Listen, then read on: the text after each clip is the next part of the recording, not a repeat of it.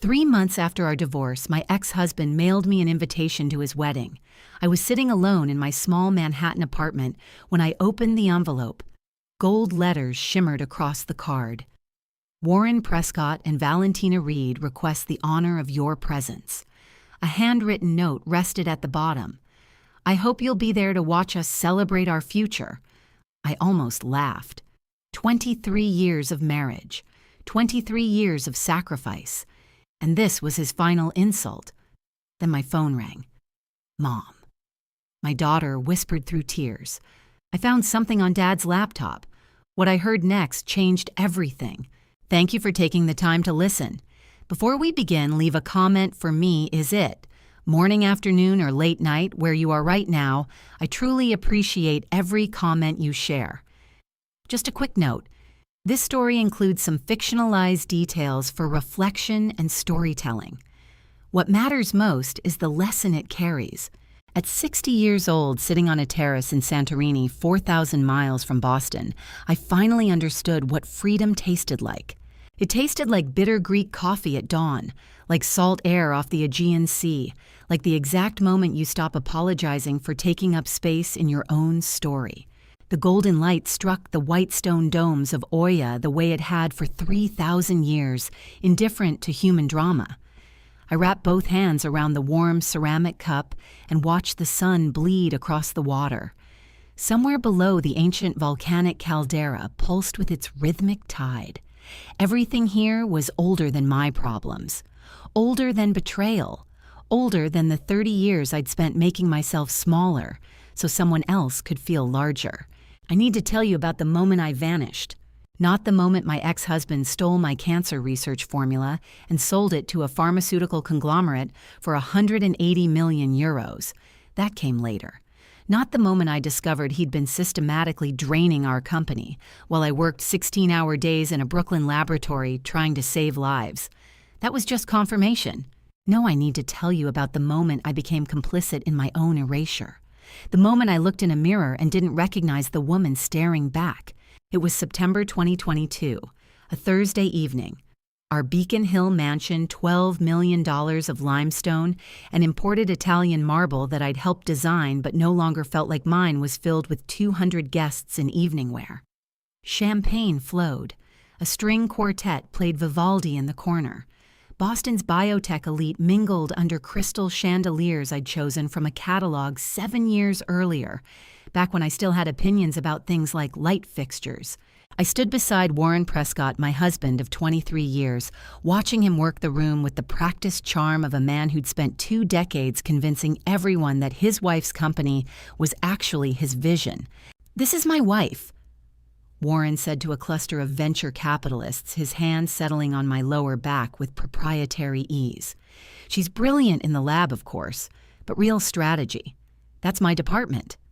The men laughed, polite, knowing laughter, the kind that said they understood the natural order of things. Women create, men execute. Women discover, men decide what happens next. I smiled. I always smiled. Warren moved us to the next group, 3 board members from a German pharmaceutical firm, potential acquisition partners. The limestone floors gleamed beneath our feet, polished to mirror brightness by staff I no longer supervised. He'd taken over household management 2 years ago. More efficient that way, he'd said. "Let me handle the business of living so you can focus on the science." Loretta handles the science beautifully. Warren told them, his voice carrying that particular tone, half admiration, half condescension, 100% dismissal. I handle everything else. More laughter, more champagne, more erasure dressed up as compliment. I held a glass I didn't remember pouring, wore a dress I didn't remember buying, stood in a house that bore my aesthetic fingerprints in every corner, but no longer contained any evidence I actually lived there. When does a woman disappear? Is it sudden, or does she fade one compliment at a time? The truth is, I'd built Prescott Biosciences from a basement laboratory in Cambridge 23 years earlier. I held 17 patents under my name, Loretta M. Prescott, sole inventor. I discovered the molecular pathway that became our flagship cancer treatment protocol. I'd recruited our first research team. I'd secured our initial venture funding by presenting data so compelling that investors wrote checks on the spot. But that September night, standing in a ballroom filled with people who worked for a company bearing my surname, I was introduced 14 separate times as Warren's wife. Not once did anyone ask about my research. Not once did anyone mention my name before Warren said it for them. And here's the part that still makes me sick: I let it happen. Worse than that, I participated. Because at one point, deep into the evening, Warren gathered a semicircle of guests and delivered his favorite line, the one he'd perfected over years of panels and conferences and investor calls. "She's the genius," he said, squeezing my shoulder. "I just make sure it all actually works." The room laughed. 20-30 people in evening wear champagne glasses raised, finding that perfectly calibrated joke hilarious. The brilliant wife in her laboratory, the practical husband in the real world. And I laughed with them. I heard my own voice join that chorus of polite amusement, watched my own smile reflected in the massive gilded mirror across the ballroom, saw myself perform the expected response like an actress who'd rehearsed this scene 1,000 times. The room expected it. Warren expected it. So I delivered. 23 years, 17 patents, 0 credit. The mathematics of invisibility. In that mirror, I caught a glimpse of the woman I'd become 60 years old, impeccably dressed, academically accomplished, financially comfortable, and utterly, completely erased from her own narrative. Prescott Biosciences. My name, his company. I'd become a footnote in my own biography, a supporting character in a story I'd written the first chapter of 2 decades ago. And the worst part, the absolute worst part, I'd spent 23 years helping him write me out of it. Every time I'd smiled at his introductions, every time I'd stayed silent when he took credit for strategic decisions I'd made, every time I'd retreated to my laboratory and told myself it didn't matter who got the applause as long as the research moved forward. That night in September 2022, standing in a ballroom full of strangers who worked for me but didn't know it, holding champagne I didn't want in a house I no longer recognized, I finally saw it clearly. I had disappeared. Not suddenly, not dramatically. Just one smile, one introduction, one strategic retreat at a time, until the woman who'd founded a biotech company from nothing had been replaced by Warren Prescott's brilliant wife, who handled the science beautifully while he handled everything else. But that September night wasn't the moment everything fell apart. It was simply the night I finally recognized the woman in the mirror had been gone for years. 3 months later, on a cold December midnight, I would discover exactly how far Warren's erasure truly went. I would learn that stealing my credit was just the opening act. The real betrayal, the one that would cost him everything and give me back my name, was still waiting in the dark. But first you need to understand the 20 years that came before that midnight. You need to understand how a woman disappears in plain sight, one compliment at a time, until she's standing in her own story, and nobody can see her anymore, including herself. 20 years can vanish in the space between I do and I don't recognize the woman in the mirror. That September gala was just the moment I finally saw what had been happening all along. Let me show you how a woman disappears. Year 5. Warren convinced the board to restructure my founder shares into a complex trust he managed. For estate planning, he said, I signed because I trusted him and because I was running stage 2 clinical trials. Year 8, he redecorated our Beacon Hill home. The second time I came home from a conference to find my office converted to a wine cellar. You have the lab, Warren said. Why do you need an office here? Year 12, I stopped attending board meetings. Warren scheduled them during my lab hours, then rescheduled when I adjusted, then rescheduled again until I finally stopped trying. The company bearing my name held quarterly strategy sessions, and I learned about decisions from email summaries. Year 15, separate bedrooms. You keep such odd hours, Warren said. I don't want to disturb your sleep. I was 53 years old, lying in a bedroom decorated in neutrals. I'd never have chosen, forgetting what it felt like to be touched with affection instead of strategy. Our children grew up in this house of careful erasure. Celeste, 24, by that September gala worked as a research coordinator at Boston General Hospital. brilliant, cautious, believing her father's narrative that mom needed protection from business realities. Stellan, 27 investment analyst in Boston, called once asking why I'd missed his college graduation. Dad said you were too busy in the lab. I'd never received the invitation. Warren had attended alone and delivered my regrets. I only learned this 3 years later, accidentally over Christmas dinner. You're wondering when I noticed. The answer: I noticed every single time. I just didn't have the strength to fight it yet. Systematic control comes wrapped in concern, in the gentle suggestion that you focus on what you do best and let someone else handle complicated parts. Warren didn't steal my company by force. He inherited it through 20 years of me stepping back one reasonable inch at a time. But there's one detail I haven't told you. In 1997, before we married, Warren looked at me like I hung the stars. I was 33, he was 35, and I'd just secured our Series A funding. Warren took me to dinner, held my hand across the table, and said, "You're going to change medicine, and I get to watch it happen." That man died somewhere around year 12. Which brings me to December 12th, 2022, 11:30 at night. I was in our Beacon Hill study when my phone lit up with a security notification. Unrecognized IP address accessing BH7 restricted files, Warren's credentials, location Manhattan. I stared at that notification for 93 seconds. Fourth time this month. 4 separate unauthorized accesses from an IP address I didn't recognize. Not Boston, not home, Manhattan. I could have called Warren, asked him to explain, but I already knew. The drive from Beacon Hill to our Seaport District office takes 18 minutes at midnight. 18 minutes between ignorance and truth. I grabbed my keys without checking whether Warren was asleep, drove through empty streets with my hands steady and my mind calculating probabilities. The Prescott Biosciences building rose 23 stories above the harbor glass and steel, bearing my surname.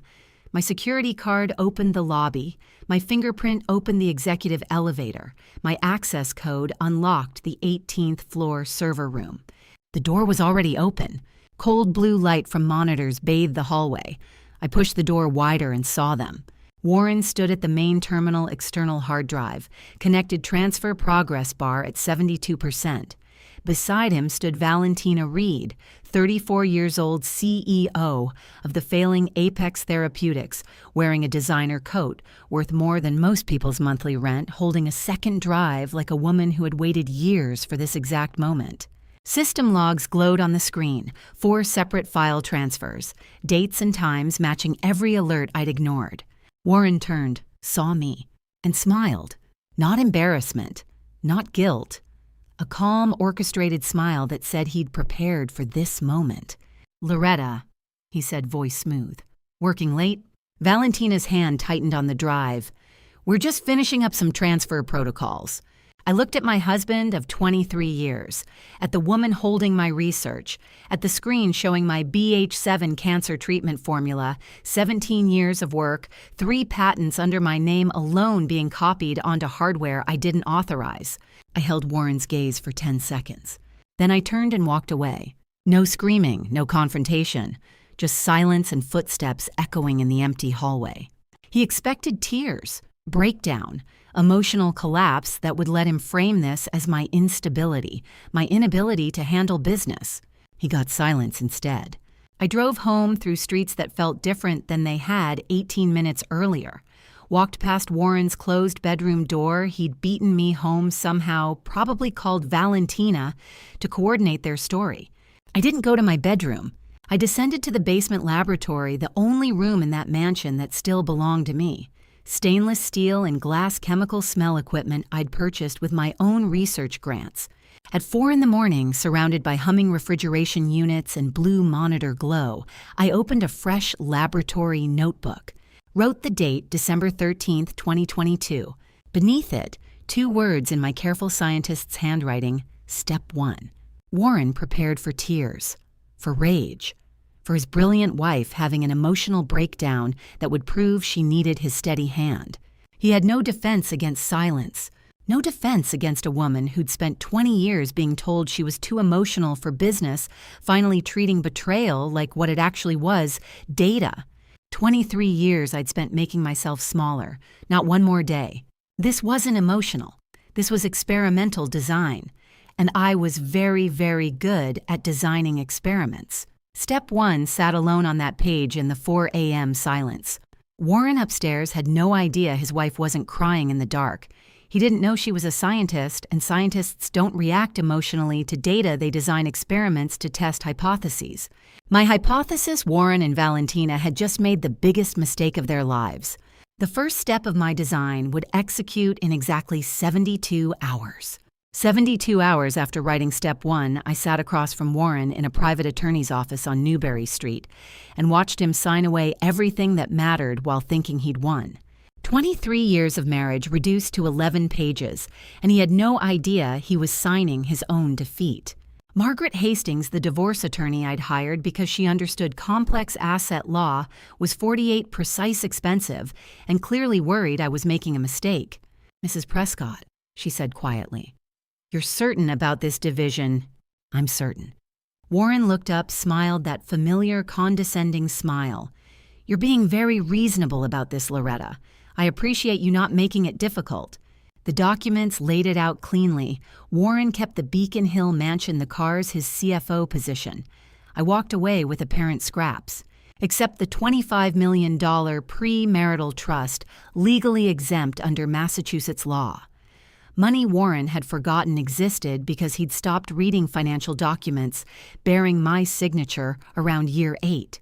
Except the BH7 patent registered solely under my name 3 years before Prescott Biosciences Incorporated, not company property, mine. Except everything that actually mattered. 23 years, I said, meeting his eyes. It deserves a clean ending. He signed with a victor's flourish. I signed with careful precision. Marriage is a contract. Divorce is an audit. And Warren never bothered reading the fine print about premarital assets. Margaret walked me to the elevator afterward, troubled.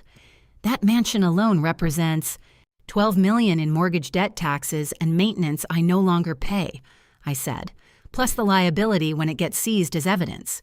She blinked. Evidence. Eventually. The elevator doors opened. "Thank you for your discretion, Margaret." January 15th, I moved into a studio apartment on the Upper West Side with one suitcase. The space was small, anonymous 600 square feet of hardwood and white walls that had never seen Warren's decorator. I stood there, suitcase at my feet, feeling lighter than I had in years. 30 years fit in one suitcase, either tragic or liberating. I chose liberating. The only personal item from Beacon Hill was a framed photograph, Celeste at 5, in my Cambridge laboratory, wearing safety goggles 3 sizes too large, laughing. Before Warren taught her to look away, I set it on the windowsill where afternoon light could touch it. This was the first space in 20 years that was actually mine. A knock interrupted the silence. Celeste stood in the hallway, 25 years old, beautiful and cold, avoiding eye contact. "Do you need help with anything else?" she asked, formal and distant. I'd called 3 times before she agreed to help move boxes from storage. She'd arrived 40 minutes late, said maybe 10 words. "No," I said carefully. "Thank you for coming." She moved through the apartment with mechanical efficiency, checking her phone every 90 seconds. This was the daughter I'd carried, nurse, taught to read. She looked at me like a disappointing acquaintance. Warren had done his work well. Celeste spotted the photograph on the windowsill. Stopped. Picked it up with trembling hands. 5 years old safety goggles, laughing. She stared at it for 11 seconds. Set it down without speaking. Walked toward the door. "Celeste, I have to go," she said, not turning. "Dad's expecting me for dinner." Dad, not Warren, Dad. The door closed with a sound that felt permanent. The frame suddenly weighed more than the entire suitcase. One image of my daughter at 5 before Warren taught her to look away. 25 years of his careful manipulation packaged into her refusal to meet my eyes. My phone vibrated. Unknown Boston number. I stepped into the hallway. "Hello, Dr. Prescott." A man's voice, careful and concerned. "This is Clayton Whitfield. I'm in the BH7 Stage 3 trials. I heard you left Prescott Biosciences." Clayton Whitfield, 57, retired high school biology teacher battling Stage 3 pancreatic cancer. I'd met him twice during enrollment. He'd shown me pictures of his grandchildren, thanked me for buying him extra time with them. BH7 had given him 18 months he wouldn't have had otherwise. 18 months that depended entirely on the formula being real. "The trial continues," I said. "The formula is safe. I promise you that." "I trust you, Dr. Prescott, but the other patients are asking questions. There are rumors about formula changes, acquisition talks, and whatever's happening there, people's lives depend on getting this right." I leaned against the wall, suddenly aware of the weight settling on my shoulders. 847 patients, not data points. People with names and grandchildren. Biology teachers who'd spent 30 years helping teenagers understand cellular division before their own cells betrayed them. People who trusted that the medicine entering their veins was the formula I'd spent 17 years perfecting. People Warren was about to betray with whatever counterfeit version he and Valentina were planning to sell. "Clayton," I said, voice steady, "I will make sure you get the real formula. All of you, that's a promise." After we hung up, I stood in that hallway staring at my phone. This wasn't about Warren stealing my credit or my marriage or even my formula. 847 people were enrolled in BH7 trials, their lives extended by a drug only I knew how to manufacture correctly. And Warren was about to sell them water dressed up as hope. The photograph of Celeste at 5 suddenly made perfect sense. I'd spent 20 years protecting people, my children, my patients, my research, made myself smaller to keep peace, stayed silent to avoid confrontation, retreated to my laboratory because that's where I could control outcomes. No more. I needed to know exactly who was helping Warren. Why Valentina Reed wanted my formula badly enough to risk federal fraud charges, what they were planning to do with it, and I needed to know before 847 people paid the price for my ex-husband's greed. Clayton's voice had carried a weight I hadn't fully processed. Until that moment, this wasn't about personal revenge or stolen credit. It was about preventing Warren from selling counterfeit hope to people whose lives hung in the balance. Step 2 would require information, deep information about Valentina Reed, her connection to Warren, and exactly what they were planning. I had the resources. The $25 million trust Warren forgot existed would fund a very thorough investigation, and I had the motivation 847 faces I'd never met depending on me, to stop a theft that would kill them with kindness and false promises. A scientist's first rule: understand the problem before designing the solution, and I needed to understand exactly who Valentina Reed was. February 2023. I rented a sparse midtown Manhattan office with a single-desk laptop and towers of research files I'd salvaged from my old laboratory. The space smelled like industrial carpet cleaner and old coffee, perfect for what I needed: a war room. 3 weeks earlier, I'd hired David Brennan, private investigator specializing in corporate intelligence, to build a comprehensive dossier on Valentina Reed and Apex Therapeutics. The man had the professional detachment of someone who'd seen every variation of corporate betrayal and found none of it surprising anymore. Now I sat at that desk, cold coffee beside me, waiting for him to arrive with answers. 3 weeks of digging, I said to the empty room. Whatever's in this dossier will tell me if this is just theft or something deeper. Warren didn't have the strategic mind for this level of planning. Someone else was orchestrating. I needed to know who I was up against before I designed the countermeasure. Brennan arrived at 11 a.m. with a manila folder thick enough to be a doctoral thesis. "Dr. Prescott." He set it on my desk with the careful weight of someone handling evidence. Mid-50s gray suit, tired eyes that had seen too much to be shocked by anything. Everything you asked for, and then some. I opened it. The first section detailed Apex Therapeutics' financial collapse in clinical, devastating numbers. 3 failed funding rounds in 18 months. Supplier liens filed by food distributors and equipment vendors totaling $275,000. Quarterly reports showing a company weeks from bankruptcy. "She's hemorrhaging cash," Brennan said, pointing to highlighted sections. The liens tell the story suppliers aren't getting paid, companies circling the drain. I studied the numbers with the same focus I'd used analyzing lab results for 2 decades. This wasn't opportunity for Valentina, it was survival. That made her more dangerous. So BH7 isn't a coup for her, I said quietly. It's a lifeboat. Exactly. Brennan tapped the folder. Keep reading. It gets worse. The middle section revealed the mechanism of control, and I felt my understanding of the entire situation shift like tectonic plates, realigning. Valentina possessed secretly recorded, intimate video of Warren. Phone records showed she'd been using it to blackmail him into becoming her financial puppet and corporate access point. Every call, every meeting completely transactional. Zero affection, pure calculation. Warren wasn't the mastermind stealing my formula. He was Valentina's manipulated tool. I set the page down, carefully processing. You need to understand, Warren wasn't evil. He was weak. And weakness in the right hands becomes a weapon.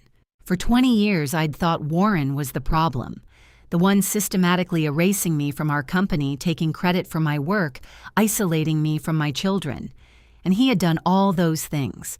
But Valentina had been pulling the strings, and Warren hadn't even seen the puppet show. He's not orchestrating this, I said more to myself than Brennan. He's being played.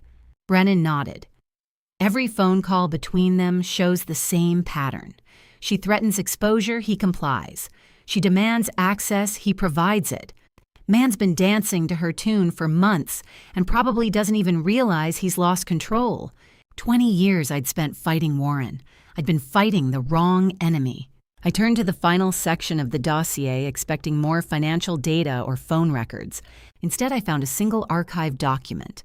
HR interview notes from Prescott Biosciences dated March 2009. Rejected applicant listed as S. Cross for junior research position. Attached photo showed a 21-year-old woman with sharp features and cold eyes I now recognized. Valentina Reed. My signature sat at the bottom of the rejection letter dated March 16, 2009. I stared at that signature, my own handwriting from 14 years ago, and felt something cold settle in my stomach. She was 21, I whispered. Fresh graduate. I don't even remember her face from the interview. But she remembered mine. 15 years. A rejected 21-year-old had built an entire pharmaceutical company just to destroy the woman who said no. The vendetta was never about Warren, I said, understanding, crystallizing with terrible clarity. She targeted me from day one. The theft is personal revenge dressed as corporate espionage. Brennan shifted uncomfortably. Dr. Prescott, I've seen corporate grudges before, but this 15 years of planning for a rejection letter, that's obsession. I closed the dossier and stared out my office window at Manhattan's skyline. Glass towers reflecting February sun, millions of people living their lives completely unaware that somewhere in this city, a woman had spent 15 years orchestrating my destruction because I didn't hire her when she was barely out of college. What had I said in that 2009 interview I couldn't even remember? Probably something about her qualifications not matching our needs. Something polite and forgettable. She'd made it unforgettable. Thank you, David, I said. This is exactly what I needed. After he left, I sat alone with pages spread across my desk, understanding the full scope of what I was facing. Valentina wasn't just stealing my formula to save her failing company. She was stealing it to prove that the woman who rejected her was wrong, that she was smart enough, worthy enough, powerful enough to take everything that woman had built.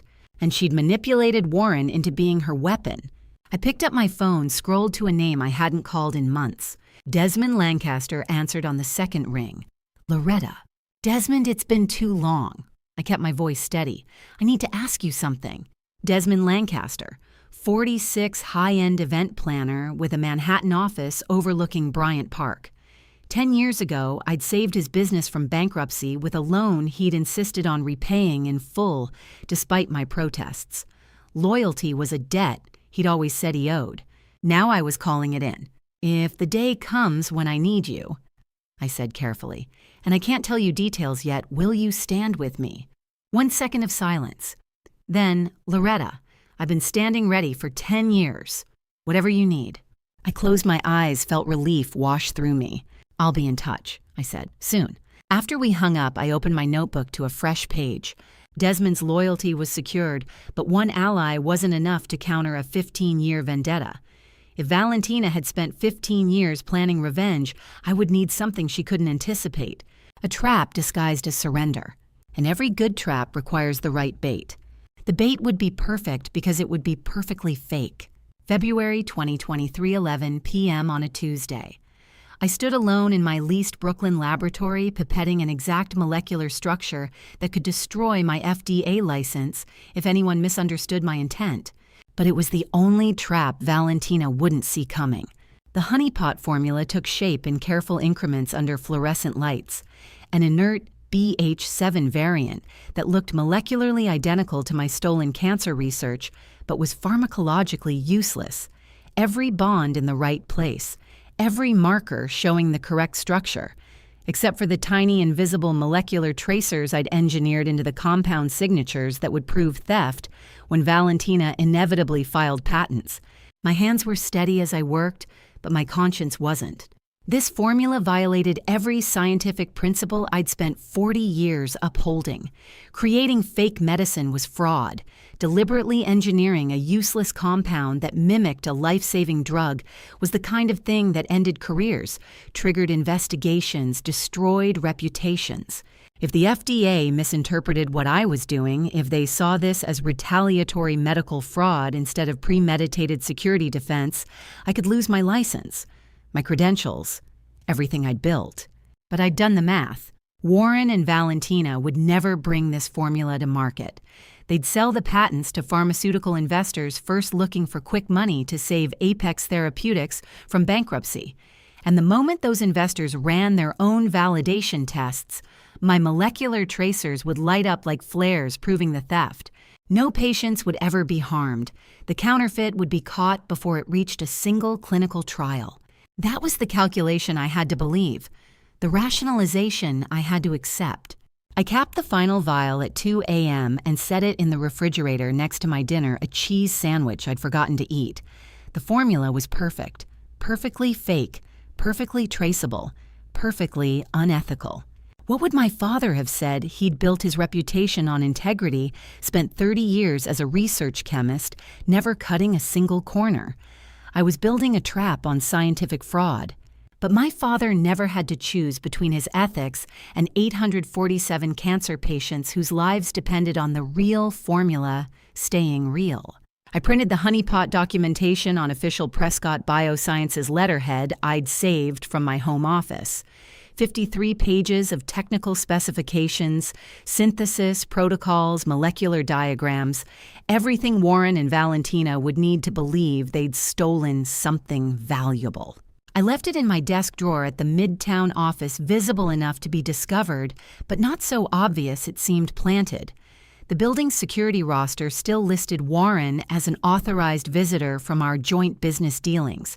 I hadn't removed his access deliberately. All I needed was for Valentina's surveillance of my movements to eventually lead them there, and I knew it would. She'd been tracking me since before the divorce was final. Then I waited. 3 weeks later, March 2023, the invitation arrived. Cream envelope with gold leaf edges, my name, written in calligraphy so perfect it looked machine printed. I knew what it was before I opened it. The weight, the formality, the grotesque attention to detail. Plaza Hotel. Warren Prescott and Valentina Reed request the honor of your presence. September 15th, 2023. Tissue insert insert. RSVP card with prepaid postage. As if I might actually attend my ex-husband's wedding to the woman who'd spent 15 years plotting my destruction. My phone buzzed. Voicemail from Warren First Contact in 8 months. I played it on speaker. Loretta. His voice carried that familiar condescension, but now it was wrapped in false magnanimity. I know this must be difficult, but Valentina insisted we invite you. We've won. The company, the research, the future, it's all ours now. I hope you can be gracious in defeat. 23 seconds. That's all it took for Warren to confirm everything I'd suspected. They'd found the honeypot formula, stolen it, believed it was real. And now they were so confident in their victory, they were inviting me to watch them celebrate. You know that feeling when someone hands you exactly the weapon you need to destroy them.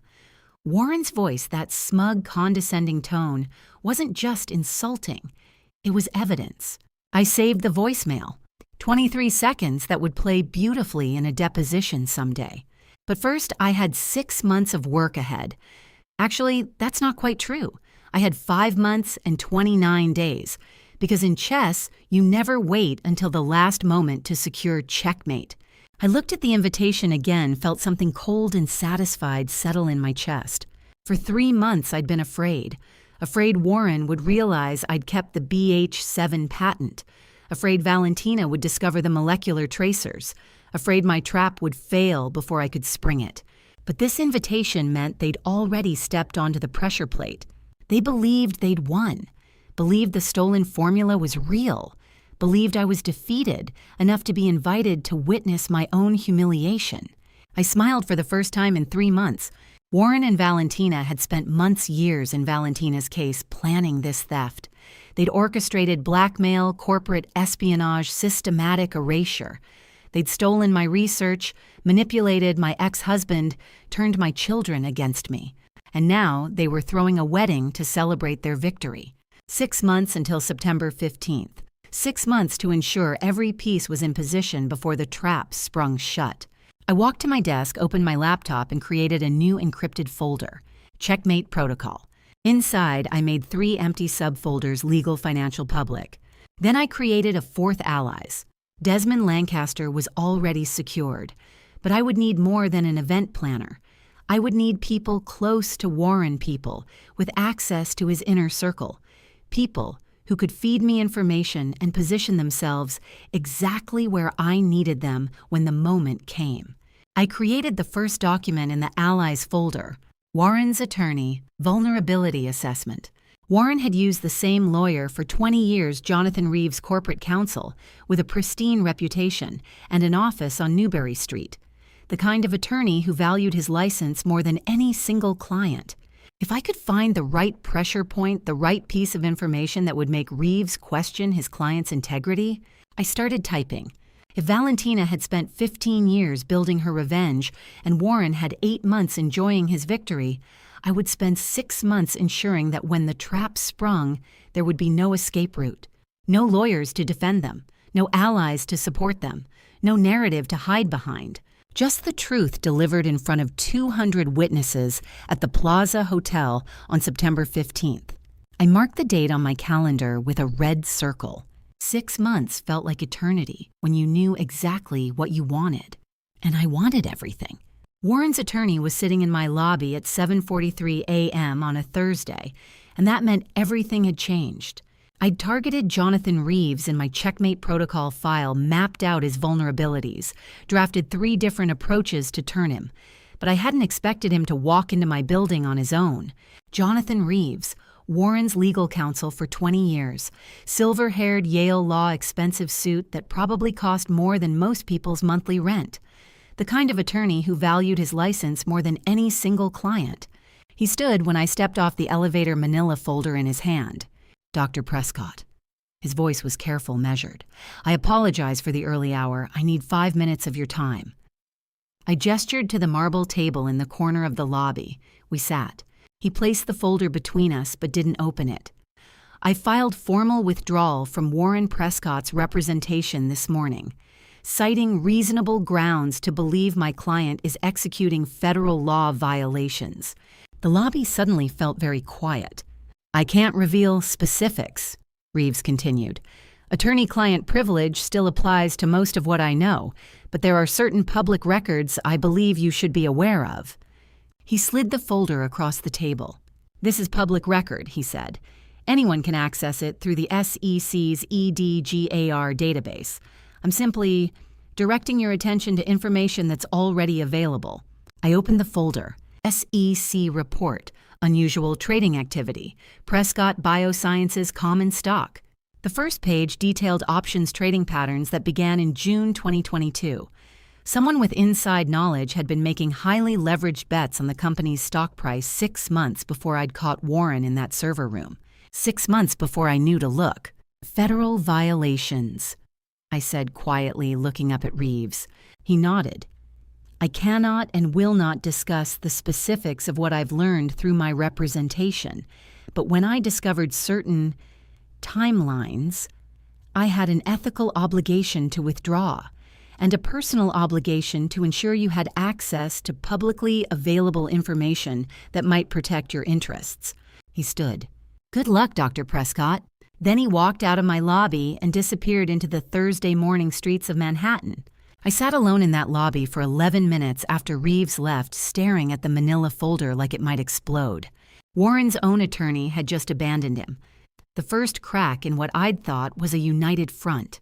1 hour later, I sat in my Midtown office reading every page of that SEC report with the same focus I'd used analyzing lab results for 40 years. The trading patterns were surgical. Someone had purchased deep out-of-the-money put options on Prescott Biosciences stock in June 2022, betting the company's value would crash. Then again in August. Again in October. Small enough positions to avoid triggering automatic alerts. Large enough to make serious money when the stock inevitably collapsed. And they'd all been executed before I discovered the theft in December. Meaning Warren and Valentina hadn't been opportunistic thieves reacting to our divorce. They'd been systematically looting the company for months, while I was still living in that Beacon Hill mansion, still attending the occasional dinner party, still pretending everything was fine. I picked up my phone and called Margaret Hastings. Margaret, I need you to explain something to me about SEC investigations. She answered on speaker. What do you have? Public trading records showing someone made leverage bets against Prescott Biosciences starting 6 months before the theft I discovered. SEC has flagged it as unusual activity. Do you know who executed the trades? The report doesn't name individuals, just shows patterns. Margaret was quiet for 3 seconds. The SEC is investigating, but they need more than patterns. They need communication records demonstrating someone accessed non-public company data prior to trade execution. Emails, texts, recorded calls, anything proving insider knowledge. And if I could obtain those communications, if you could prove Warren accessed confidential company information and then use that information to make trades, the SEC would have probable cause for formal subpoenas.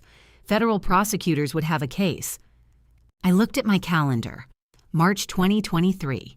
6 months until September 15th.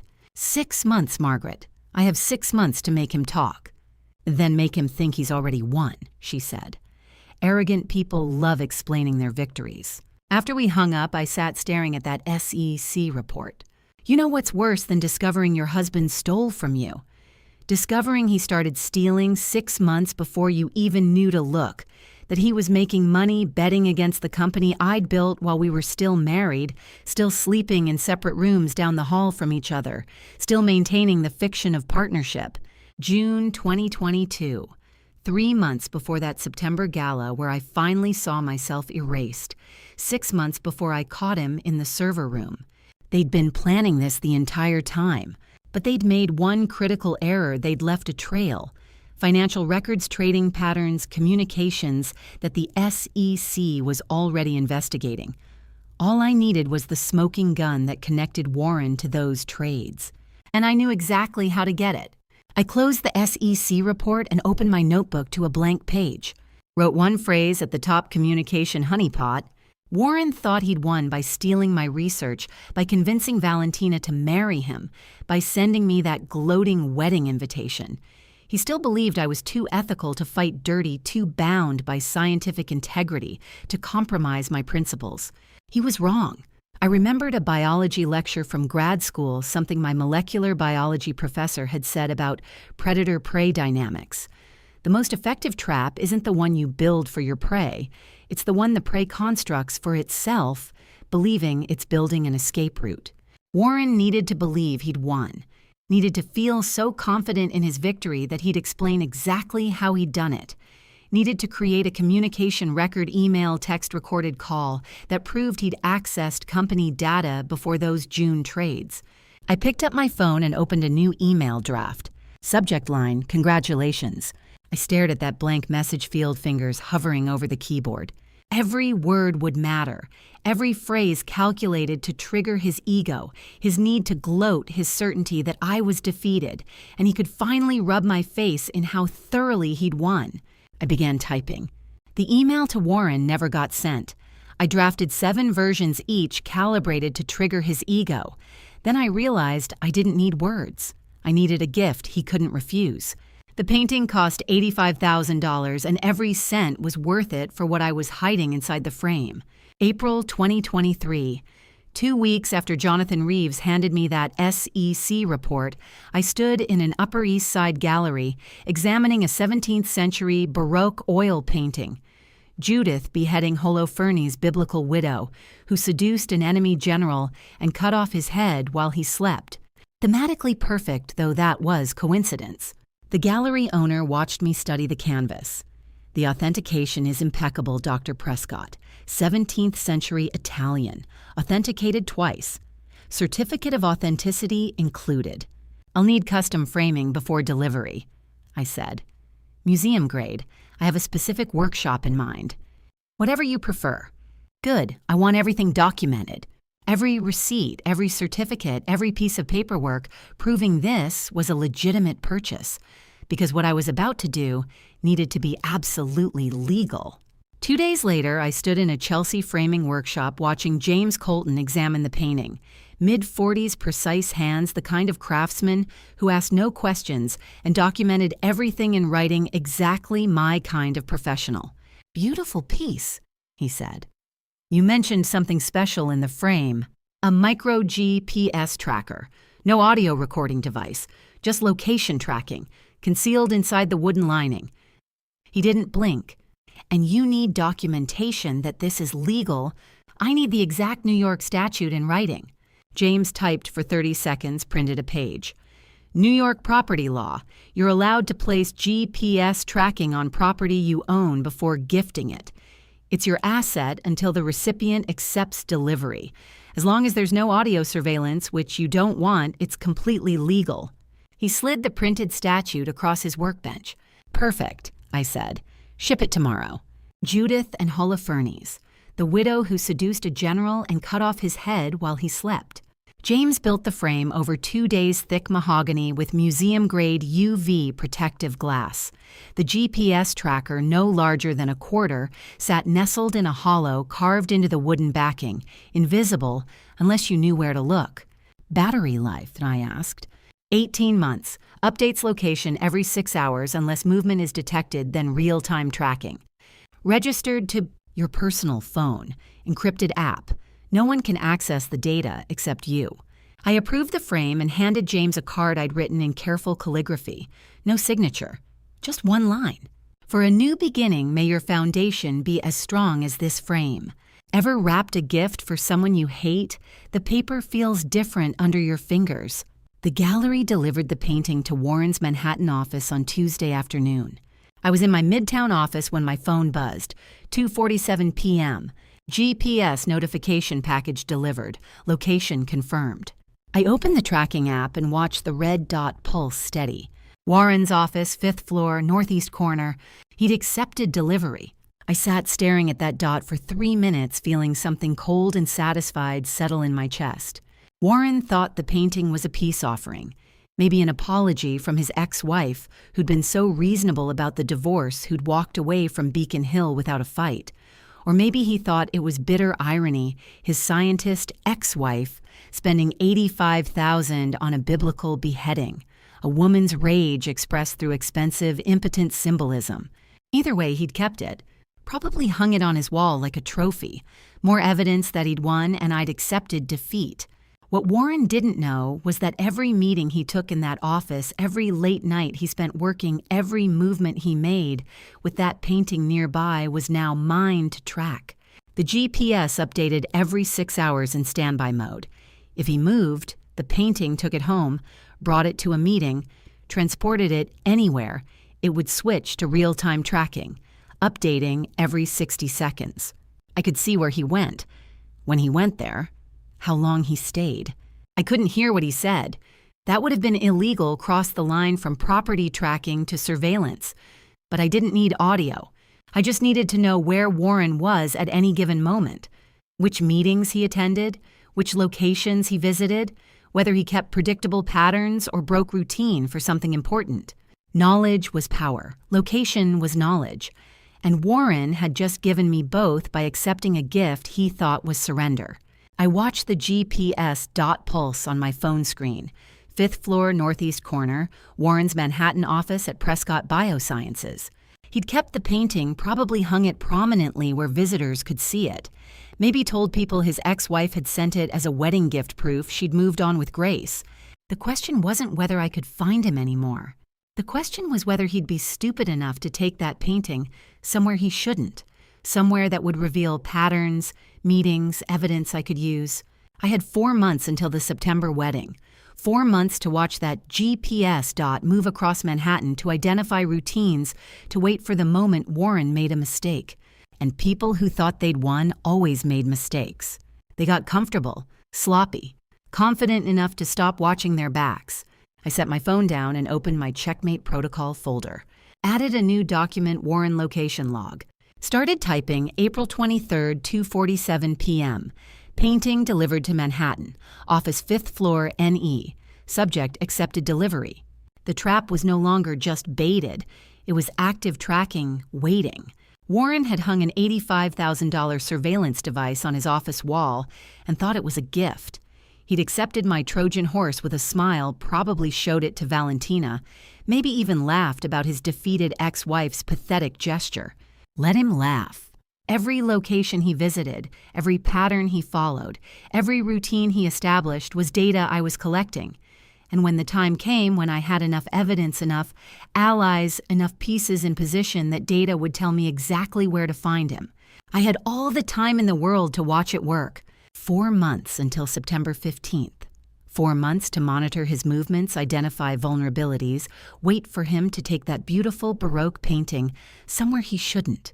Somewhere that would prove he was exactly the kind of arrogant fool I needed him to be. The GPS tracker was active for 3 days before the anonymous email arrived. Wednesday afternoon, my phone chimed with a message from an address I didn't recognize. No sender name, no signature, just 8 words. I know who you are. Need to talk. I stared at it for 90 seconds, calculating probabilities. Spam, scam, Valentina setting a trap, Warren trying a new manipulation. Then a second message, Midtown Cafe corner of 48th and 6th, Thursday, 2 p.m. I have information about V. Reed you need. Reed, Valentina. I replied with one word, why? The response came immediately, because she used my face to destroy your marriage and I'm done being her instrument. Thursday at 2 p.m., I sat in a back corner booth of a Midtown cafe watching a man in his late 30s approach my table. Nervous energy. Expensive suit that didn't quite fit his frame. The kind of person who'd lost weight recently and hadn't adjusted their wardrobe yet. Dr. Prescott. He sat without waiting for permission. I'm Thane Everett, Valentina Reed's senior assistant at Apex Therapeutics for the past 3 years. Thane Everett. I'd never heard the name, but something about his face triggered recognition. Sharp features, dark hair, and then it clicked. The affair photos. The ones Warren had shown me during our divorce as proof I was paranoid seeing conspiracies, where there was only his legitimate business relationship with Valentina. Photos of Valentina with a younger man, intimate angles, restaurant settings, hotel lobbies. This man. You're the one in the photographs, I said. He nodded, hands flat on the table. She used my face to destroy your marriage. I didn't know until last week. Explain. The photos weren't surveillance. Thane said, voice careful and controlled. They were theater, professional lighting, staged angles. Valentina hired a photographer, told me we were doing corporate headshots for a rebranding campaign. Asked me to meet her at restaurants, hotel lobbies, the park. Said the candid shots would humanize the company. He pulled out his phone, showed me a contract. Photography services agreement, corporate branding photo shoot. Dated 18 months ago. I signed this thinking I was helping market Apex Therapeutics. She used the images to blackmail your ex-husband into becoming her corporate access point. I stared at this man whose face had ended my marriage, this unwitting actor in Valentina's 15-year revenge plot, and felt nothing but cold gratitude. Why are you telling me this now? Because I found the original files last week, Thane said.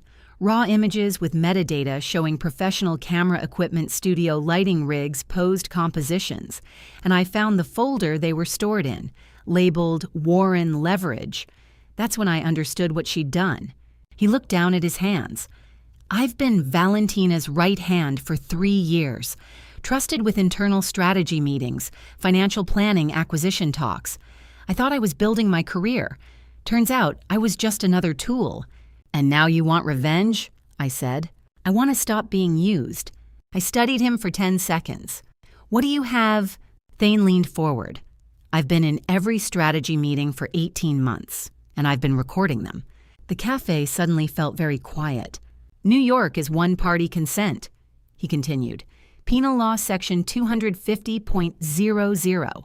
As an active participant in a conversation, I have the legal right to record it. I started doing it 6 months ago for self-preservation when I realized how unstable Apex's finances were. Wanted proof I wasn't responsible for decisions I advised against. He pulled a laptop from his bag, opened it, but didn't turn the screen toward me yet.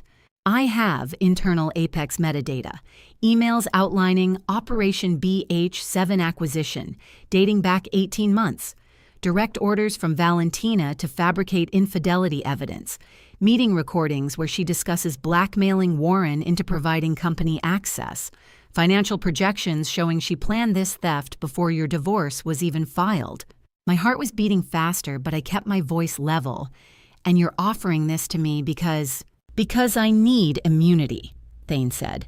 I participated in meetings where federal crimes were discussed. I facilitated some of those crimes by scheduling, by taking notes, by setting up logistics. I need a Department of Justice immunity agreement in writing before I hand over anything. You're not stupid, I said. No, I'm not. I picked up my phone and called Margaret Hastings. Margaret, I need you at the cafe on 48th and 6th. Now, bring your immunity deal template. Know what's better than one whistleblower? One who recorded everything and knows the law. Thane waited in silence while I ended the call. Then he spoke again, voice quieter. I want you to understand something, Dr. Prescott. I'm not doing this because I think you're a good person or because I want justice. I'm doing this because Valentina Reed used me as a weapon without my knowledge, and I refuse to be complicit in someone else's federal crimes. That's enough reason, I said. Is it because from where I'm sitting, we're both people who got manipulated by someone smarter and more ruthless?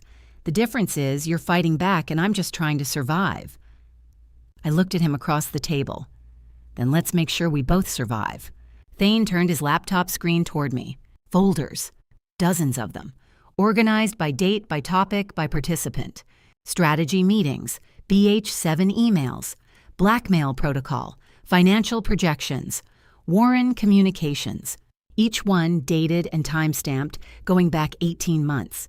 Enough to bury them both, Thane said, voice steady and lawyer careful. Get your attorney down here.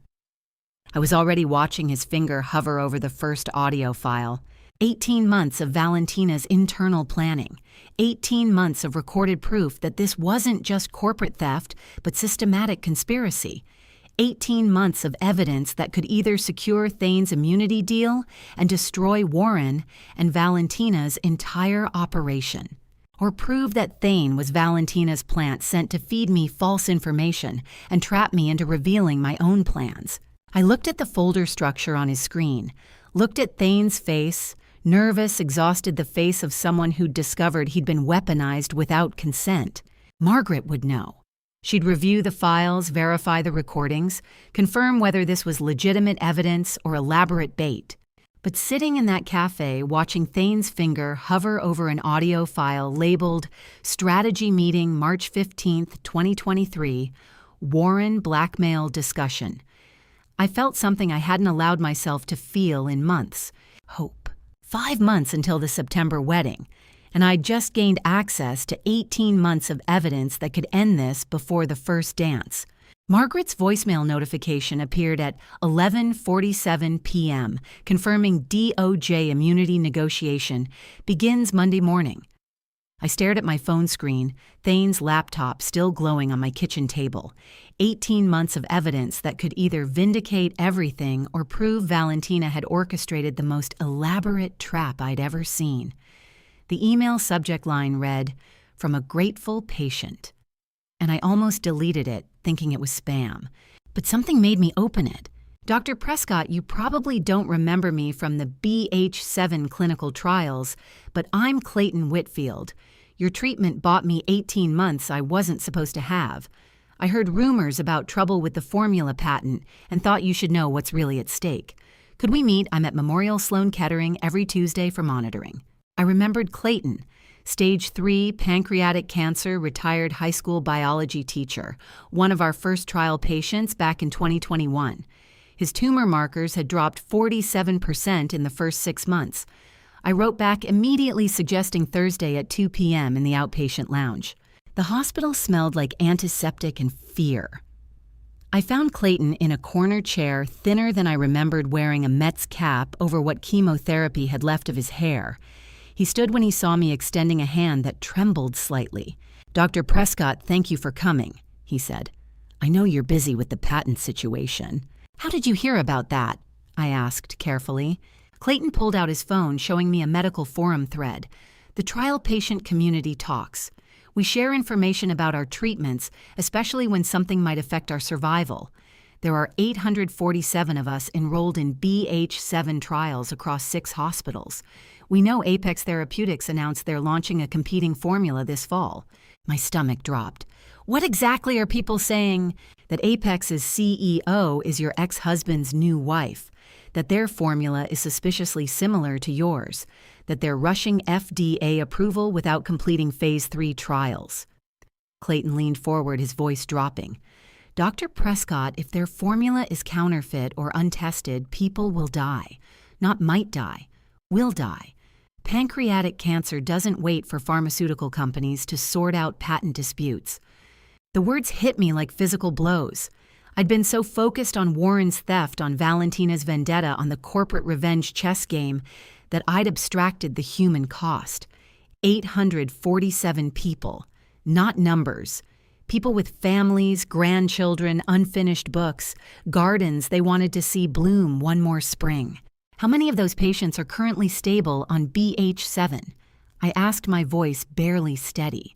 Clayton checked his phone. "According to our forum, 612 are showing tumor reduction or stabilization. The rest are early stage, too soon to measure outcomes. But Dr. Prescott, if Apex launches a counterfeit formula and it gets approved because your patent is tied up in litigation, oncologists will switch patients to the newer treatment. Insurance companies will demand it because Apex is pricing 20% lower than your licensing partners. Those 612 stable patients will be moved to an untested formula that might not work, or worse, might accelerate their cancer." A nurse walked past, pushing an IV pole, the wheels squeaking rhythmically, and I watched a young woman in a surgical mask shuffle toward the elevators, moving like every step cost her something she couldn't afford to spend. This wasn't about Warren anymore. "Clayton, I need you to understand something," I said carefully. "If I'm going to stop Apex from launching that formula, I'll need testimony from trial patients about why BH7's specific molecular structure matters, about what happens if the formula is altered even slightly. That testimony could make you a target for their legal team.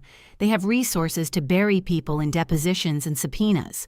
Clayton smiled, and something in that expression reminded me why I'd become a scientist in the first place. "Dr. Prescott, I'm 58 years old with stage 3 pancreatic cancer. 3 years ago, my oncologist told me I had 8 months. Your treatment gave me 2 extra years so far. I've watched my grandson learn to read. I taught my granddaughter to ride a bike last summer. I took my wife to Italy for our 30th anniversary last fall. You bought me 18 months with my grandchildren that I wasn't supposed to have. Don't let Warren and Valentina weaponize that. This wasn't a corporate revenge story anymore. 847 cancer patients could die if I failed, and Clayton was volunteering to testify, knowing it might make him a target for Apex's legal machine. I pulled out my phone and texted Margaret, "Need FDA whistleblower protection for trial patient willing to testify about counterfeit formula risks. How fast can you file?" Her response came in 40 seconds. 24 hours if he signs affidavit. This changes everything. Clayton reached into his jacket and pulled out a folder. I brought my complete medical records from the trial. Tumor markers, treatment protocols, response documentation. Whatever you need. I took the folder, my hands shaking slightly. "I'll have my attorney contact you tomorrow about the affidavit. Clayton, you're giving me the moral authority I needed. Warren stole intellectual property. Valentina is planning to sell a counterfeit pharmaceutical that could kill hundreds of people. That's not a patent dispute. That's negligent homicide."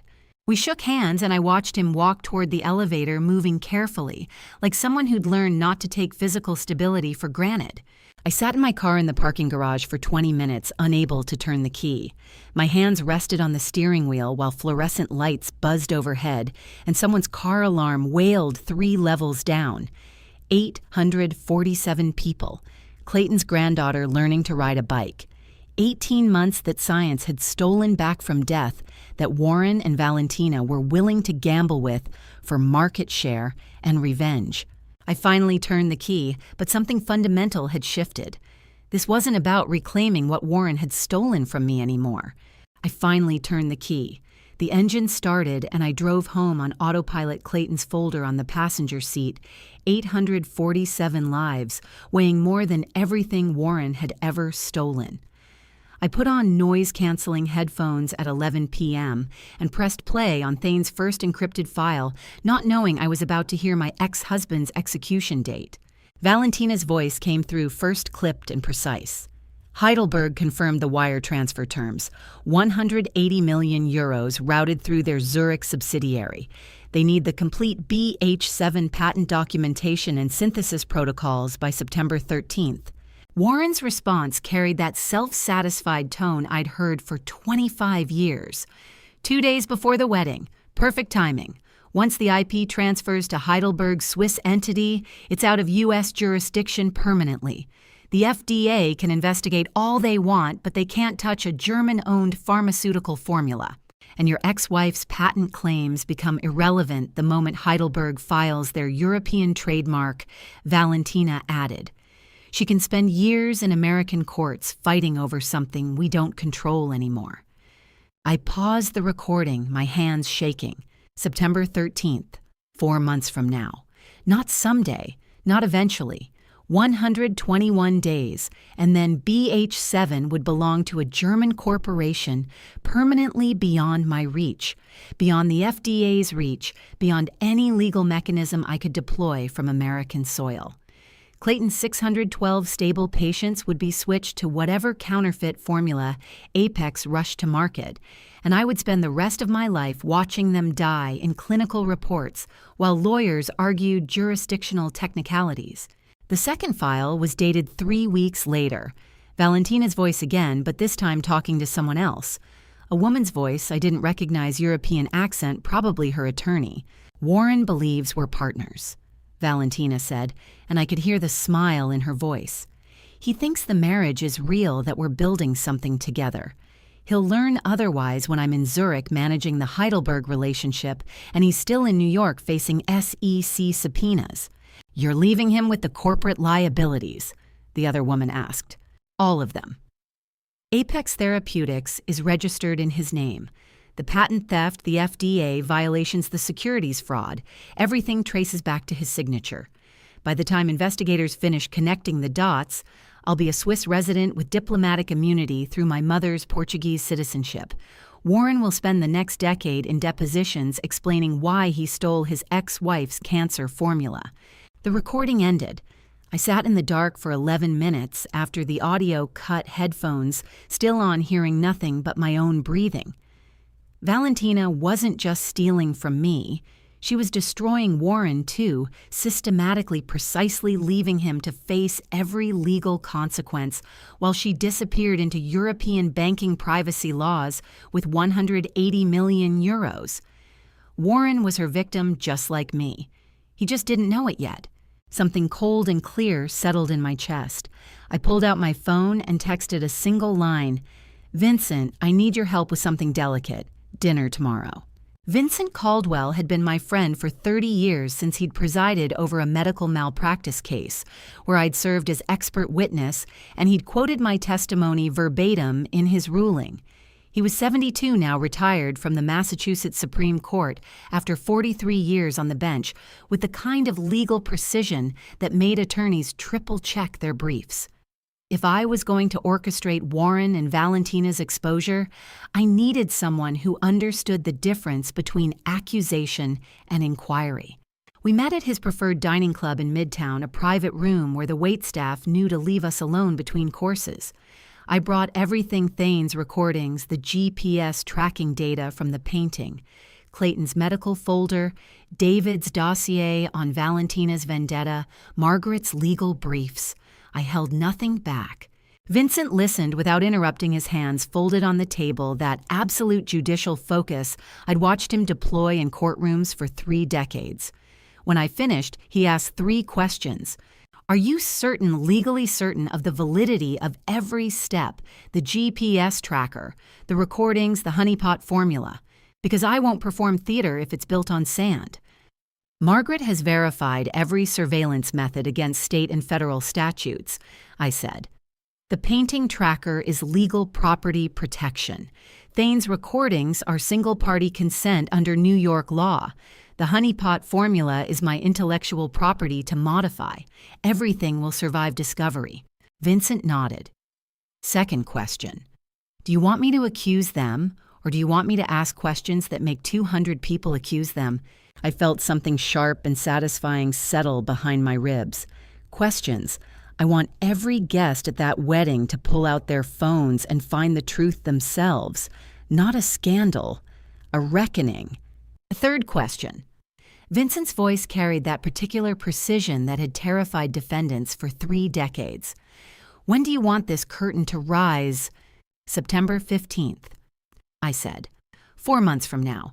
Desmond Lancaster is coordinating the Plaza wedding, and he'll slip you into the toast lineup as an old family friend, honoring marriage traditions. You'll ask your questions during the reception when everyone's recording on their phones anyway, when the press is already there, covering the society wedding. Vincent had presided over 43 major trials. He knew the difference between prosecution and orchestration. I'll need the complete evidence file, he said. Every recording, every document, every legal brief. I don't ask questions I can't answer. I slid a secure thumb drive across the table. Everything's encrypted. Password is Clayton's grandson's birthday, the one he got to watch learn to read because BH7 bought him 18 extra months. Vincent raised his water glass in a mock toast across the table, his voice carrying that judicial authority that had shaped Massachusetts law for 3 decades. September 15th. 4 months to build a stage plant. Every question ensure every guest has a front row seat to the truth. Desmond nodded from the corner where he'd joined us for the final briefing, already drafting the toast lineup in his mind, calculating exactly when Vincent's questions would land for maximum impact. I looked at my phone. May 17th, 2023. 121 days until the wedding. 119 days until Heidelberg's wire transfer made the theft permanent. 4 months to protect 847 lives and ensure Warren and Valentina both faced exactly what they'd built. Vincent left the dining club with his encrypted thumb drive, and I spent the next 4 weeks coordinating pieces I couldn't afford to let collide prematurely. June 17th, 11:37 p.m. My phone lit up with Celeste's name. We hadn't spoken in 87 days. Her first words came out shaking. The voice coming from Dad's laptop isn't live. It's a recording, and he's confessing to poisoning me. I was on my feet before she finished the sentence. Where are you right now? Beacon Hill, mansion, 2nd floor study. I came to drop off some documents, heard his voice from the hallway, but the room's empty. Just his laptop on the desk playing an audio file. Her breath caught. Mom, he's talking about putting sedatives in my food supplements. Start recording it on your phone. I said, my voice steadier than my hands. Right now. Don't stop the playback, just capture everything. I heard rustling. Then Warren's voice coming through Celeste's phone speaker, that familiar corporate cadence, discussing my daughter like a clinical variable. Sedatives in her food supplements enough to trigger a depressive episode, but low enough to evade standard blood screens. The dosage was precise. I needed documentation that Loretta was a negligent mother who didn't notice her own daughter deteriorating. Another voice on the recording mail unfamiliar. How many times did you administer it? 3 times when she turned 18, Warren said. Documented everything the mood changes the withdrawal, Loretta's failure to intervene. Worked perfectly for the custody argument, even though Celeste was technically an adult by then. Established the pattern I needed. Celeste's voice cut back in raw and barely controlled. Mom, tell me this is real. Tell me I'm not imagining this. It's real, I said quietly. Thane sent that file. As Valentina's senior assistant, he still had remote administrative access to Apex's shared cloud server, the same server your father's corporate laptops sync to, automatically every night. He routed the confession file through that sync, and Warren doesn't know his own laptop is being used to distribute his confessions. Silence on the other end, just Celeste's breathing and Warren's recorded voice still playing in the background, discussing my daughter's manufactured depression like a successful science experiment. I remembered her 18th year, the months when she'd stopped eating properly, stopped calling, stopped being Celeste. I'd taken her to 3 different psychiatrists, had her blood work done, twice sat with her through crying episodes that seemed to come from nowhere. And it had been Warren, systematically poisoning his own daughter to build a legal case against me. How long is the recording? I asked. 47 minutes. I'm 22 minutes in. Let it play. Record everything. Then get out of that house and call me from somewhere safe. She sat in Warren's leather chair for 43 minutes before her hands stopped shaking, enough to drive to a highway rest stop and call me back. We switched to video at her request. She needed to see my face, needed confirmation. This wasn't a breakdown or misunderstanding. Her car was parked under fluorescent lights driver's seat, reclined phone, propped on the dashboard. She looked exactly like she had at 18, that same hollow exhaustion I'd mistaken for normal teenage depression. I need the medical details, Celeste said. Everything from that year. Don't protect me from it. So I told her. The blood tests that showed nothing abnormal because Warren had calculated the sedative levels precisely. The psychiatrists who diagnosed situational depression and prescribed SSR is that couldn't fix what was being artificially induced. The custody mediation where Warren's attorney had presented my failure to recognize my daughter's deterioration as evidence of parental negligence. I held nothing back. Did you know? Celeste asked. When you heard that recording just now, were you surprised? I suspected Warren of many things, I said carefully, but deliberately poisoning his own daughter, no. That particular cruelty exceeded even my worst assumptions about him. We talked for 3 hours, not the melodramatic breakdown I'd expected, but something harder and colder. Celeste was too stunned for theater. She asked precise questions. I gave precise answers. The kind of conversation that rewrites your entire childhood in real time, turning 24 years of memories into evidence. Around 1:45 a.m., she asked about the plan. I gave her the abbreviated version, Vincent's wedding toast, the GPS evidence, Thane's recordings, Clayton's patient testimony, the September 15th timeline. Do you want to be part of this? I asked. Celeste was quiet for almost a minute, her face blue-lit by the dashboard screen. You were the only one I failed to protect, Mom. I watched Dad erase you for 20 years and told myself it was normal. That successful couples just operated like that. I made myself complicit because the alternative was admitting I grew up watching systematic abuse. That wasn't your responsibility, I said. You were a child. I was, she agreed, but I'm not anymore. And I can live stream the wedding. Untraceable anonymous account. High definition.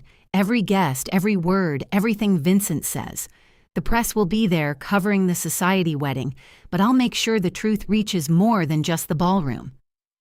I felt something sharp and grateful lodge behind my ribs. You understand this will destroy your relationship with your father permanently. The relationship I thought I had with my father never existed, Celeste said flatly. I'd rather destroy the lie than keep protecting it. She shifted in the driver's seat, pulling her knees up. There's something else. Stellan found an encrypted file on Dad's laptop 2 weeks ago, different from this one. He asked Dad about it, and Dad brushed it off as old business correspondence. Stellan chose to believe him. Stellan knows something's wrong, I said slowly. My brother knows something is deeply wrong, Celeste corrected. He's just terrified of being right. So he's choosing the comfortable lie over the devastating truth, exactly like I did for 2 decades. We arranged operational protocols, secure communication channels, technical specifications for the live stream. The signal system, she'd text a wave emoji when everything was confirmed and ready. No words, no trace, just a single symbol that meant yes. At 2:47 a.m., my phone screen lit up in the dark apartment. No contact name, just Celeste's number and a single blue wave emoji. I stared at it for 5 full minutes. My daughter, who Warren had poisoned to frame me as negligent, was now an inside operative who would broadcast his destruction in high definition. 3 months until the wedding, 91 days until Celeste would stand in the plaza ballroom with a phone in her purse, streaming every moment of Warren's carefully constructed future, collapsing in real time. 847 cancer patients depending on me to stop a counterfeit formula. Vincent preparing his surgical questions, Thane's 18 months of recordings, Clayton's testimony, Desmond's toast lineup. All the pieces moving into position, and Warren had no idea his own daughter had just joined the opposition. Celeste's wave emoji arrived at 2:47 a.m. Monday morning, 7:23. My phone rang with Stellan's name. My son's voice wasn't seeking reconciliation. It was demanding I confess to crimes I hadn't committed yet.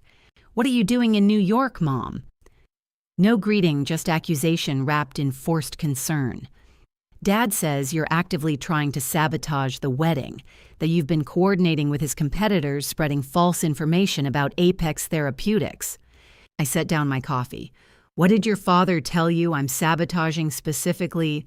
"The company launch, the Heidelberg partnership, his relationship with Valentina. He says you can't accept that he's moved on, that you're manufacturing conspiracy theories because you're bitter about the divorce. And you believe that..." Stellan's silence stretched 8 seconds. "Why wouldn't I?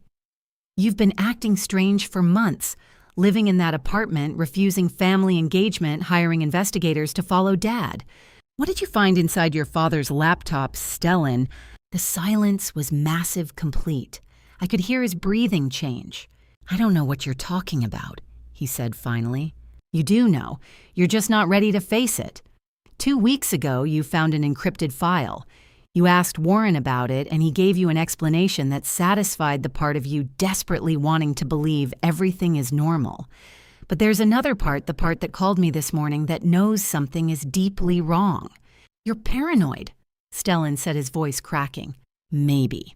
Or maybe you're terrified that I'm right, and that's worse than believing I've lost my mind." Stellan hung up, but he didn't block my number the first time in 87 days he'd left that door open. I felt no triumph, just quiet, devastating sorrow. My son wasn't malicious. He was simply choosing the narrative requiring the least courage to believe. After Stellan hung up, I sat with my phone for 17 minutes, not moving, just listening to the silence. Wednesday afternoon, Thane's secure message arrived. "You need to hear this one."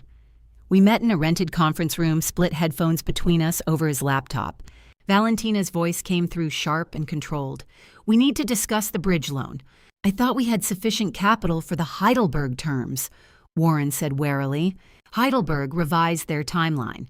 They want earlier access to synthesis protocols, which means accelerating manufacturing capacity.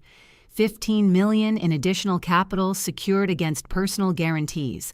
"I'm already leveraged to..." Warren started. "Then leverage more," Valentina cut him off. "Or admit you never trusted me. Admit you never believed in our future together. Admit everything you said about building this company as partners was performance." The manipulation was surgical. I recognized it because Warren had used variations on me for 20 years. Emotional escalation disguised as vulnerability. Question the financial decision, question the relationship, sign the guarantee or confess you never loved me. It's not about trust, Warren said defensively. It's about risk management. $15 million in personal liability. Is what successful entrepreneurs accept, Valentina interrupted. Unless you're telling me you're not the visionary leader you presented yourself as, unless this was about playing it safe, letting your ex-wife's patents carry you while you took credit. Valentina was building a burning building and carefully writing Warren's name on every exit door. I'll sign the guarantee, Warren said quietly. The recording continued another 12 minutes, Warren's attorney raising objections that Valentina dismantled with the same pattern. Sign the papers or admit you don't trust your future wife. Sign or confess you never believed in the company. Sign or acknowledge you're afraid to take real risks. By the end, Warren had signed personal guarantees binding him to $15 million in liability. He couldn't discharge in bankruptcy if Heidelberg discovered the counterfeit formula and voided the acquisition. I removed the earbuds slowly. He just made himself her fall guy. Completely, Thane confirmed. When Heidelberg realizes the formula doesn't match the synthesis protocols, every contract traces to Warren's signature. Apex is registered in his name. The personal guarantees are in his name. FDA violations will be investigated under his authority.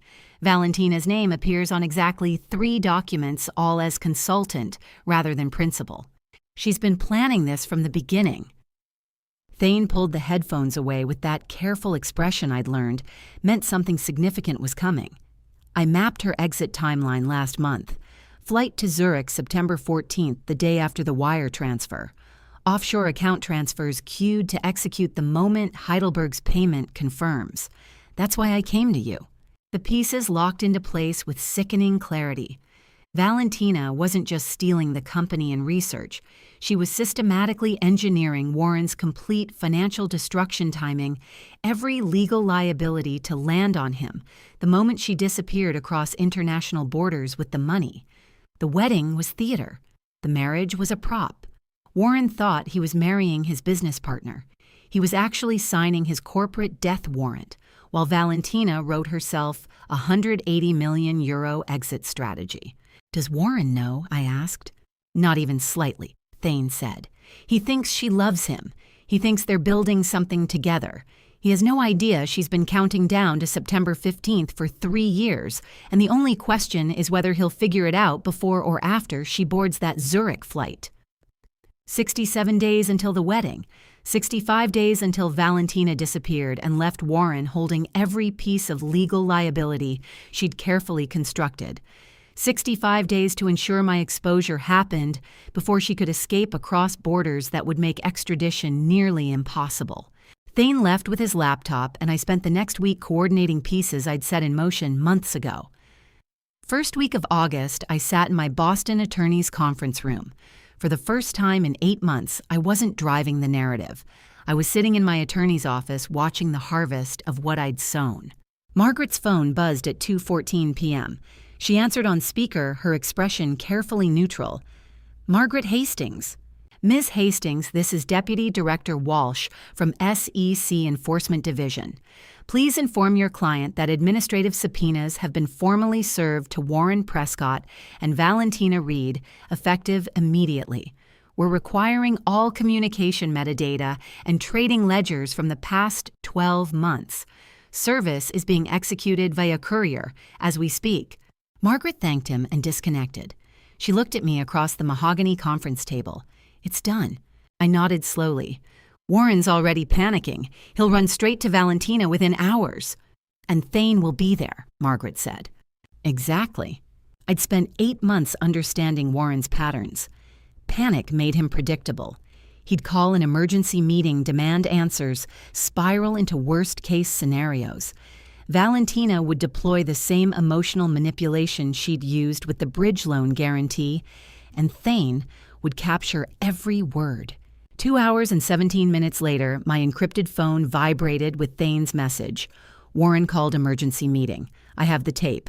Valentina told him, stay calm, wedding proceeds. Heidelberg deal signed September 13th. Nothing has changed. I read the message twice, then showed it to Margaret. They're accelerating, she said. No, I corrected. They're continuing exactly as planned, but now they're doing it while panicking. That's when people make mistakes. Margaret leaned back in her chair. You've shifted strategies. I've stopped planting landmines, I said quietly. Now I just need to watch them walk the path. It was a reversal I hadn't anticipated needing, but Thane's recordings and the SEC investigation had created momentum that no longer required my active orchestration. Warren and Valentina were accelerating into their own destruction. My job now was simply to stay out of their way and ensure September 15th happened before Valentina could board that Zurich flight. Before I tell you what Celeste discovered during her final mansion visit, are you still with me? Comment A if you think Stellan will break through his denial, or B if he'll choose the comfortable lie, add 1. Short reason why. Please note what follows contains recreated details for narrative purposes, because this is where everything turns. 1 week after the subpoenas dropped, Celeste visited Beacon Hill Mansion. She'd texted me 3 hours before, going to see Dad, playing supportive daughter before wedding, eyes open. I'd responded with a single word, careful. She called me at 9:47 p.m. from her car parked 3 blocks from the mansion. Video call her face illuminated by dashboard light. I've never seen him so clearly before, Celeste said without preamble. Every conversation, every question he was steering, not just talking, controlling, framing everything so his version became the only logical interpretation. How did he seem about the subpoenas, I asked. Confident on the surface. Told everyone it's routine harassment from jealous competitors that his attorneys already have it handled. But his hands were shaking when he poured coffee, and he kept checking his phone every 4 minutes. Did Valentina call? Twice. Both times he took it in his study with the door closed. Came back calmer afterward. Celeste shifted in the driver's seat, pulling her knees up. Mom, there was a moment in the kitchen. Just me and Stellan. I wanted to say something to break through, but I knew I couldn't risk the timeline. What happened? He looked at me, really looked at me and asked, Are you genuinely okay, Celeste? Not the performance question Dad taught us. A real question. I waited. I told him, ask yourself that same question, Stellan. Ever watch someone you love choose a comfortable lie over an unbearable truth? He looked away. Celeste continued, her voice dropping. His whole demeanor cracked, just for 3 seconds, but I saw it. He knows something is deeply wrong. He knows Dad is lying about something fundamental. He just can't face what it would mean if he admitted it. What did he say? I can't. Just that, I can't. And you said, you can. You just don't want to. Celeste's hands tightened on the steering wheel. He walked out of the kitchen.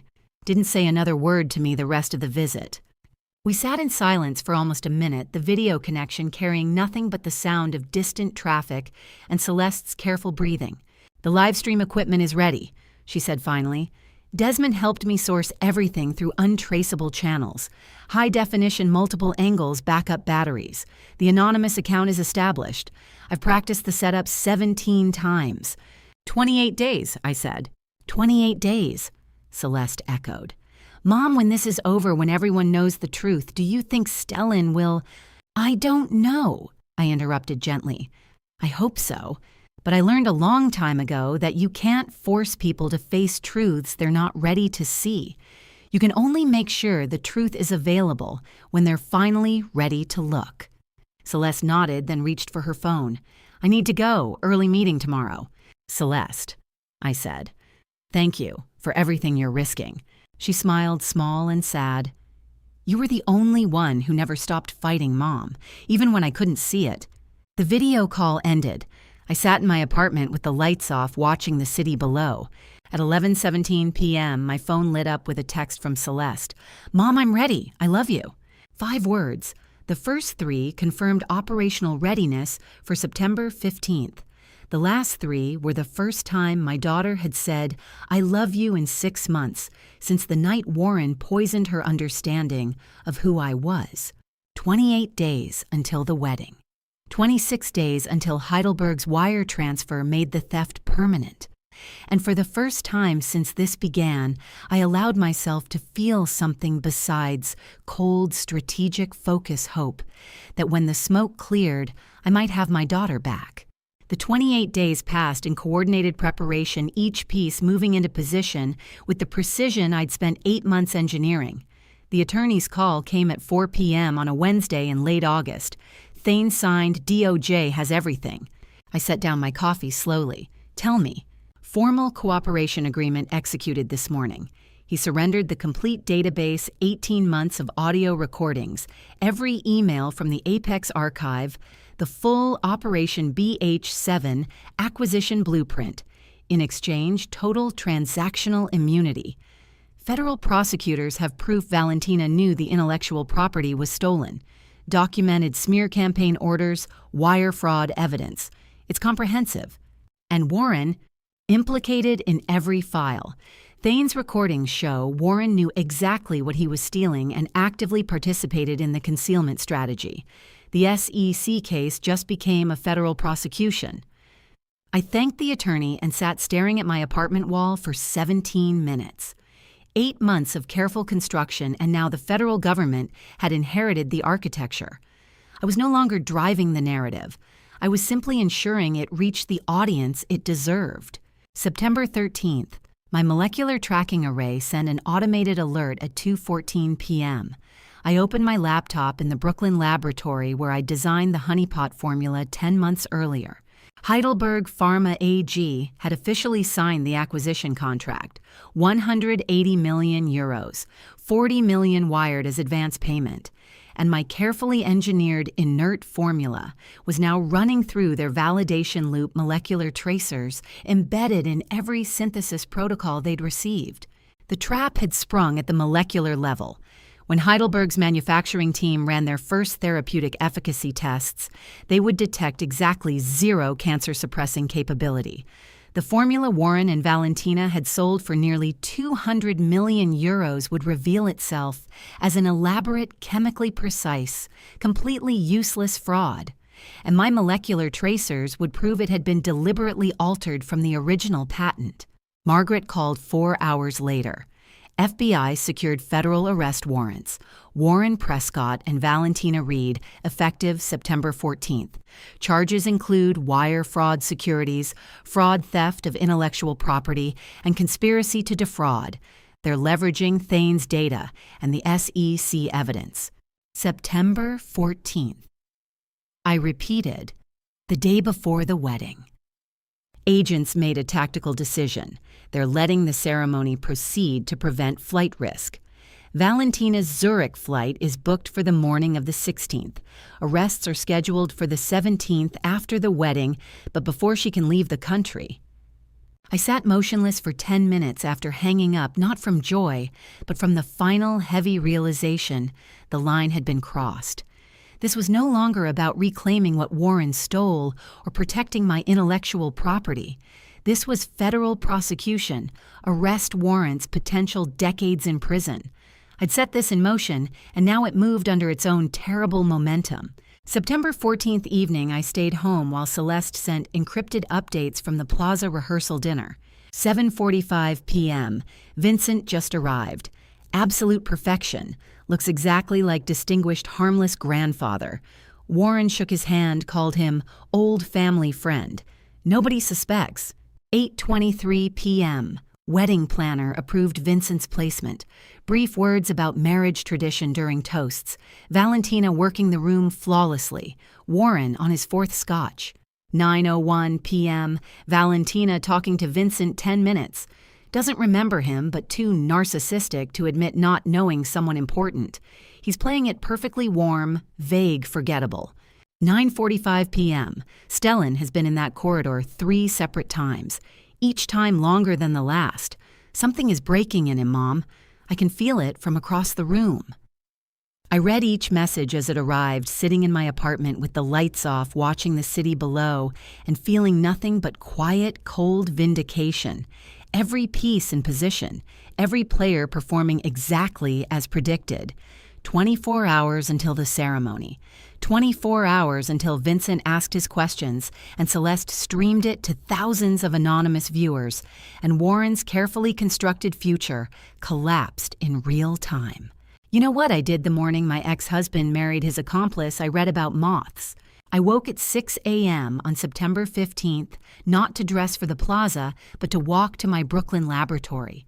I ran a final verification check on the molecular tracking documentation, then composed an email to the FDA Compliance Board with attachments totaling 473 megabytes, complete honeypot formula, design protocol, intellectual property, preservation strategy, timestamped synthesis ledgers, clinical trial patient protection documentation.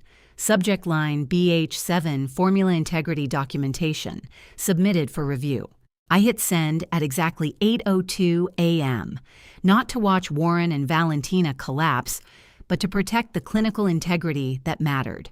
847 cancer patients who deserved to know the formula being manufactured in their names was either legitimate or fraud. That was the sacred obligation. Everything else was just consequence. I returned to my apartment, brewed coffee, and opened a treatise on Lepidoptera wing patterns I'd been meaning to read for 6 years. Sat by the window with sunlight coming through the glass and let myself disappear into the intricate mechanics of moth flight. At 3:47 p.m., my phone buzzed with Celeste's text. "Mom livestream is live. Link active. I love you." I left the phone face up on the table screen bright and returned to my chapter on wing-scale microstructure. The ceremony would begin at 4 p.m. Vincent would deliver his toast sometime between 4:30 and 5. Celeste would capture it all in high definition and broadcast it to an anonymous audience that would grow exponentially as the questions landed. Warren would realize too late that his daughter was the one streaming his destruction to the world. But I didn't need to watch it happen. I'd done my part. The rest was just physics, action, reaction, inevitable consequence. At 3:50 p.m., 10 minutes before the ceremony began, my phone vibrated against the wooden table. Screen lighting up with a name I hadn't seen in my incoming calls for 9 months. Stellan calling. My son, who had chosen every comfortable lie over every unbearable truth since this began, who had found encrypted files on Warren's laptop and accepted hollow explanations, who had watched his sister's armor crack and walked out of the kitchen rather than face what it meant, who had stood in that rehearsal dinner corridor 3 times last night, hands shaking, searching something on his phone that Celeste said looked like breaking, calling me now, right now. As 200 guests took their seats in the plaza ballroom and Celeste positioned her phone for the live stream, and Vincent prepared his surgical questions, and Warren stood in a dressing room adjusting his tie, completely unaware that the next 60 minutes would erase everything he'd built, I picked up the phone. "Hello, Stellan," I said quietly. My son's voice came through the phone stripped of every defensive layer he'd worn for 9 months. "Mom, I just read something." I set my book down carefully, keeping my voice level. "What did you read, Stellan?" His breath caught audible even through the phone. "The SEC administrative filings. They're public record if you know where to look. Your name is in the background notes. Dad's name. Valentina's. Dating back to last June. Wire transfers, trading patterns, corporate structure analysis." I said nothing, letting the silence hold. "I know, Mom." His voice broke on the word no. I've known something was rotten for 2 months. He couldn't finish the sentence. I heard him breathing, heard traffic in the background, heard the particular quality of silence that meant he was standing somewhere alone, trying to hold himself together. "Stellan," I said gently, "you don't owe me an explanation right now. You don't need to perform an act today. Just be absolutely honest with yourself. That's the only thing that matters." Silence for 17 seconds. Then, "I'm still going to walk in. I'm his son. But when it's my turn to speak, when they hand me the microphone for the brotherly toast, I'm going to say exactly what I know to be true. Not accusations, just truth. That is more than enough, I said. I should have called you months ago, Stellan said quietly. I should have asked questions instead of accepting easy answers. I should have... You called today, I interrupted. That's what matters. You chose truth over comfort. Most people never manage that. I love you, Mom, he said and hung up before I could respond. After I hung up, I sat holding the phone for 93 seconds, not moving, just breathing. My son had broken through his own denial 15 minutes before his father's wedding. Not because I'd forced him, not because I'd manipulated or pressured or demanded, because the weight of truth had finally exceeded his capacity to carry comfortable lies. I picked up my phone and opened Celeste's live stream link. The screen filled with the Plaza Hotel Grand Ballroom. 200 guests in formal wear white roses, everywhere chamber quartet, playing softly. Celeste had positioned her phone perfectly unobtrusive, but capturing the entire front section, including the altar. The ceremony proceeded flawlessly. 4 p.m. exactly. Warren walked down the aisle in a custom tuxedo, smiling that confident smile I'd seen for 25 years. Valentina followed in white silk, elegant and poised every inch, the pharmaceutical CEO who'd built an empire. They stood at the altar exchanging vows that promised forever, while federal arrest warrants waited with their names typed in official Department of Justice letterhead. Rings, kiss, applause. I watched it all on a 6-inch screen while sitting in my apartment with my treatise on moths open beside me. Reception commenced at 5:30. Champagne hors d'oeuvres the first dance. Warren held Valentina close while a jazz quartet played something slow and romantic. They looked happy. They looked like people who'd won. At 6:08 p.m., the wedding coordinator handed Stellan the microphone for the traditional brotherly toast. I could see him on the live stream standing near the head table in his formal wear holding a small piece of paper. His pre-approved script, the performance he'd rehearsed, the safe conventional words about love and partnership and wishing the happy couple well. He looked down at the paper, looked up at Warren, started reading. To my father and his bride, Stellan began, his voice steady. Today we celebrate a union built on... He stopped, looked down at the paper again. The ballroom had gone quiet, 200 people waiting for the sentimental toast they expected. Stellan folded the paper and slipped it into his pocket. Ever watch someone you love choose truth over comfort in real time? I hope, Stellan said carefully, that this marriage is built on something real. I hope the foundation is as strong as it appears from the outside. And I hope more than anything that everyone in this room is exactly who they say they are. Nothing explicit, no accusations, no revelations. Just 3 sentences spoken with devastating quiet sincerity. Warren's face drained of color. I watched it happen on the live stream, watched his smile freeze and crack at the edges, watched his hand tighten around his champagne glass. Valentina's expression remained controlled, but her knuckles went white. Celeste, visible in the corner of the frame, drew a clean breath. And at a table in the far back, Vincent Caldwell, 72 years old, looking exactly like a distinguished, harmless grandfather, nodded slightly and stood up. The entire grand ballroom went dead silent. My phone buzzed with Celeste's text, "Now." I set my book down for the last time and watched Vincent Caldwell rise from his seat with the deliberate precision of someone who'd spent 3 decades in courtrooms asking questions that destroyed lives built on lies. He wore a simple gray suit, wire-rimmed glasses, the kind of grandfatherly appearance that made people trust him instinctively. Warren's smile had frozen completely. Valentina's hand tightened around her champagne flute, her body language shifting from poised to alert in 3 seconds. Vincent began walking toward the microphone. Not rushing, not hesitating. Each step measured unhurried, carrying the weight of 43 major trials and 30 years of judicial authority. The wedding coordinator looked confused, but didn't stop him. Desmond had placed Vincent on the approved toast list as an old family friend, honoring marriage traditions. Guests shifted in their seats, unsure whether this was planned or spontaneous. The jazz quartet had stopped playing. The waitstaff had frozen mid-service. 200 people in formal wear holding champagne glasses, watching an elderly man walk toward the microphone with the kind of focused intention that made everyone instinctively silent. Warren leaned toward Valentina, whispered something urgent. She shook her head slightly, her eyes tracking Vincent's approach, her expression calculating whether to intervene or let it play out. Vincent reached the microphone. The wedding coordinator handed it to him with a polite smile, still assuming this was part of the program. He adjusted his glasses, looked out at the assembled guests, and began to speak with that particular judicial precision that had terrified defendants for 3 decades. "Good evening," Vincent said warmly. "My name is Vincent Caldwell, and I've known the Prescott family for 30 years. I'm honored to share a few thoughts about marriage partnership and the foundations we build our lives upon." Warren's face had gone from pale to ashen. Valentina sat perfectly still, her champagne flute halfway to her lips frozen.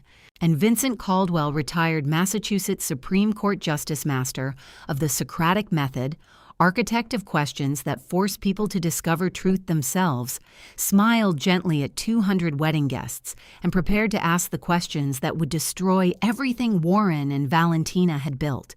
Vincent smiled at the assembled guests, then his hand closed around the microphone. He let 5 full seconds of silence settle over 200 people before he spoke a single word.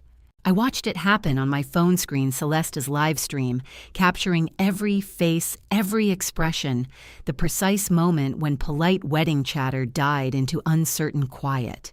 "Thank you," Vincent said, finally, his voice warm and grandfatherly. The wedding coordinator, a woman in her 30s wearing Plaza Hotel staff credentials, stepped to the podium microphone looking slightly uncertain. "Ladies and gentlemen," she announced, "Vincent Caldwell, an old family friend, has asked to share a few words honoring the marriage tradition." A ripple of confusion moved through the ballroom. Nobody recognized him. Heads turned whispered questions. At the event planning table, Desmond Lancaster nodded reassuringly to nearby guests, and the confusion settled into polite attention. Vincent adjusted his wire-rimmed glasses. "I've known the Prescott family for 30 years, he began. "I've watched careers built fortunes, made legacies constructed. And I've learned that the most important question we can ask about any partnership, business or personal, is this: what foundation is it built upon?" He paused, letting the question hang. Warren Prescott is celebrated as a biotech visionary, CEO of a company that holds patents on revolutionary cancer treatments, a man who built an empire on pharmaceutical innovation. Vincent's tone remained warm, almost admiring. "I wonder, and perhaps someone here can explain this to me. How does a former CFO with no research background build a biotech empire on research he didn't create? How does someone patent formulas developed in someone else's laboratory?" The ballroom had gone absolutely still. "The SEC has public filings," Vincent continued conversationally. "Apex Therapeutics has outstanding liens totaling $275,000, trading pattern investigations dating back 18 months. Anyone with a phone can verify this in 30 seconds. I encourage you to look." 200 phones lit up simultaneously, a constellation of blue light illuminating 200 horrified faces. I watched it happen on the live stream, watched the moment Vincent's careful questions transformed into frantic Google searches. Guests leaning toward each other, showing screens, whispered confirmations, spreading like wildfire. SEC filings, Apex liens, investigation timelines. Every fact Vincent had mentioned verified in real time by people who 30 seconds ago had been celebrating a fairy tale wedding. "The Heidelberg Pharma AG acquisition," Vincent said. 180 million euros for the BH7 cancer treatment formula, signed just 2 days ago. I wonder what their verification tests will find when they attempt to manufacture that formula. I wonder if the molecular structure will match the original patents or if something was altered. Warren's face had gone from ashen to gray. Valentina sat frozen, her champagne flute suspended halfway to her lips.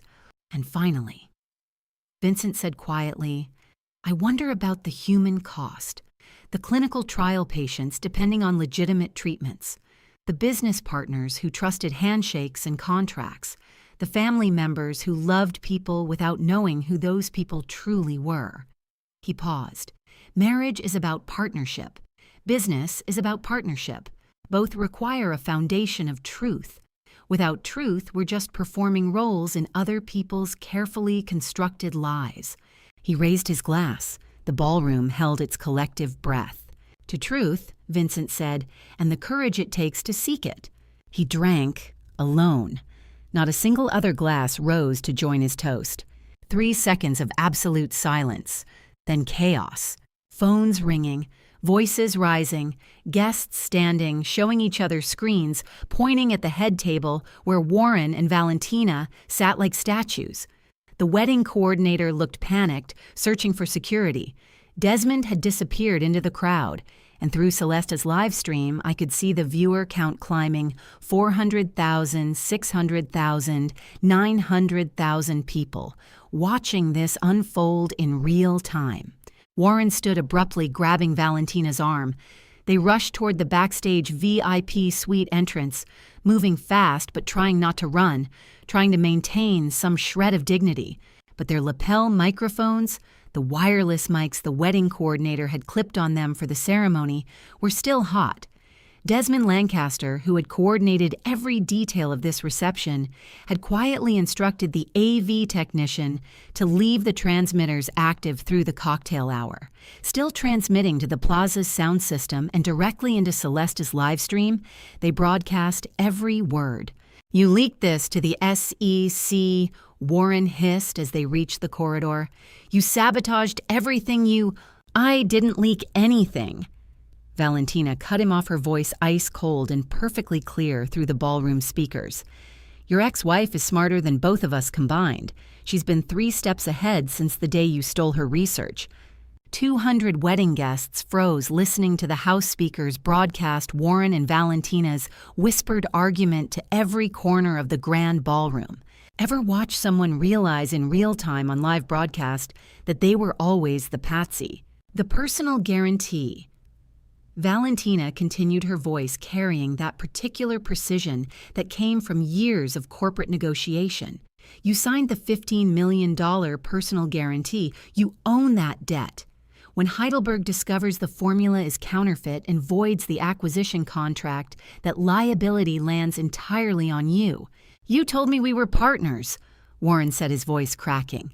"We were never partners," Valentina said flatly. "You were convenient. A means to access Loretta's research and take credit for her brilliance. But I'm boarding my Zurich flight tomorrow morning whether Heidelberg voids the contract or not. You can face the SEC investigation alone." The livestream viewer count hit 1.2 million, 1.5 million. 2 million people watching Warren Prescott realize his new wife had been planning to abandon him.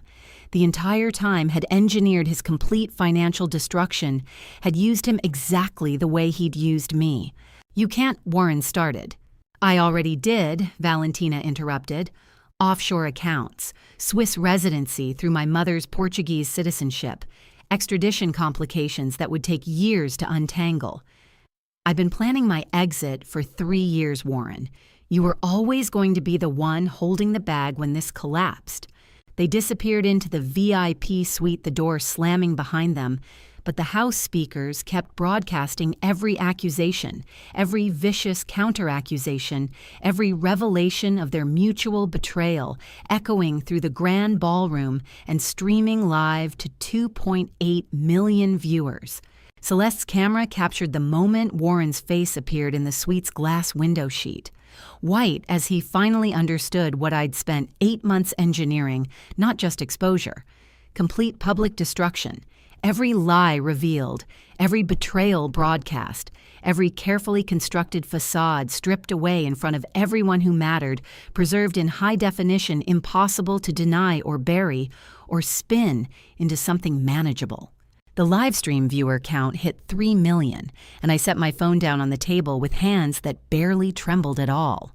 I watched Warren's face disappear from the VIP suite window, turned off the live stream at 3.2 million viewers, and set my phone down. The phone rang at 8 p.m., and I stared at Warren's name on the screen for 3 full rings before I answered. "Hello, Warren." His voice came through ragged and defeated. "Loretta, you built this. You put that goddamn judge on that stage. You engineered this entire hit." I sat by my window overlooking the city, my voice perfectly level. "I've been sitting in my apartment all afternoon, Warren, watching from a distance Vincent Caldwell." Warren said, glass clinking in the background. "Retired Massachusetts Supreme Court Justice. You put him on my wedding toast lineup to destroy me in front of 200 people. Vincent Caldwell has been my close friend for 30 years. I said quietly. He chose to say what he believed to be true. I don't write his speeches, Warren. I don't control what questions he asks or what conclusions wedding guests draw when they Google public SEC filings. The FDA submission. Warren continued, his voice shaking. Timestamped 8:02 a.m. You filed documentation this morning specifically to... The FDA submission is a matter of public record, I interrupted. Unalterable. Time-stamped. Protecting the clinical integrity of 847 cancer patients who deserve to know whether the formula being manufactured in their names is legitimate or counterfeit. That's not revenge, Warren. That's professional obligation. Silence. I could hear him breathing, hear ice clinking, hear the particular quality of quiet that meant he was alone trying to comprehend the scope of what had collapsed. Valentina's gone, he said finally. Checked out of the plaza at 7:15, left me a note on hotel stationery. The Zurich flight boards at 9 a.m. You were convenient. That's what 3 years of partnership earned me. I said nothing. You won. Warren said something in his voice broken completely. Satisfied? No, I said quietly. Not satisfied, but Warren, you told the press you possess the master BH7 synthesis protocol. Tell me, do you actually know what the molecular tracer marker does? The one embedded in every synthesis step, Dead silence. Call Heidelberg. I continued, my voice surgical. Ask their analytical chemistry lab what their verification tests are showing this week. Ask them what happens when they attempt to manufacture a formula deliberately engineered to fail every therapeutic efficacy standard while appearing molecularly identical to the original patent. The silence stretched 17 seconds, then a sharp click. No screaming, no threats, just the empty electronic beep of a severed connection.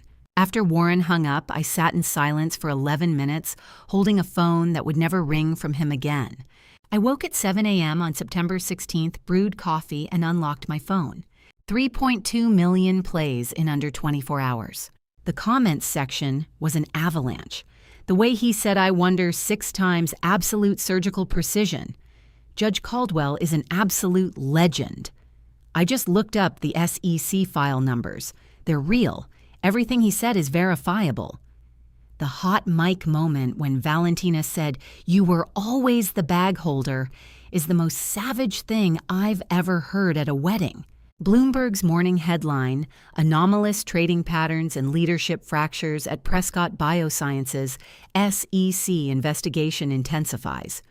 Wall Street Journal, Heidelberg Pharma, AG suspends integration protocols pending independent formula verification.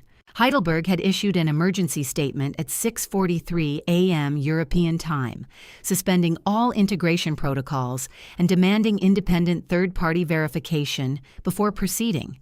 The statement avoided the word fraud, but the implication saturated every sentence. Apex Therapeutics stock opened at $47 and plummeted to $15.23 by 9:30 a.m., 67% collapse in the first trading hour. My phone buzzed. Celeste's name. "Mom," she said, voice exhausted but clear, "did we survive?" I felt something warm and devastating settle in my chest. "Sweetheart, I am better than I have ever been. You did beautifully." The live stream hit 4 million plays overnight, Celeste said. CNN called, so did the Times. I blocked the numbers. Stellan texted me at 3 a.m., just said, "I'm sorry I took so long to see it." He called me before the ceremony, I said. He'd found the SEC filings. I watched him discard his script, Celeste said quietly. Watched him choose truth over performance. Mom, I spent 6 months hating you because Dad convinced me you were unstable. I need you to know. You don't owe me explanations, I interrupted gently. You were poisoned, literally and psychologically. The fact that you're calling me now is more than enough. You know what vindication actually feels like, quieter than you'd think. We did it, Celeste whispered. You did it, I corrected. You risked everything to stream that wedding. You stood in that ballroom recording while your father's world collapsed. That took more courage than anything I did. We did, Celeste said firmly. We did it together. I stood by the window with my coffee watching Central Park below.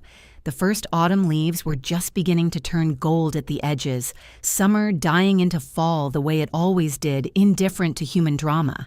Joggers on the paths, dog walkers, people living ordinary lives while 4 million viewers worldwide watched a wedding reception transform into public execution. The plan had worked.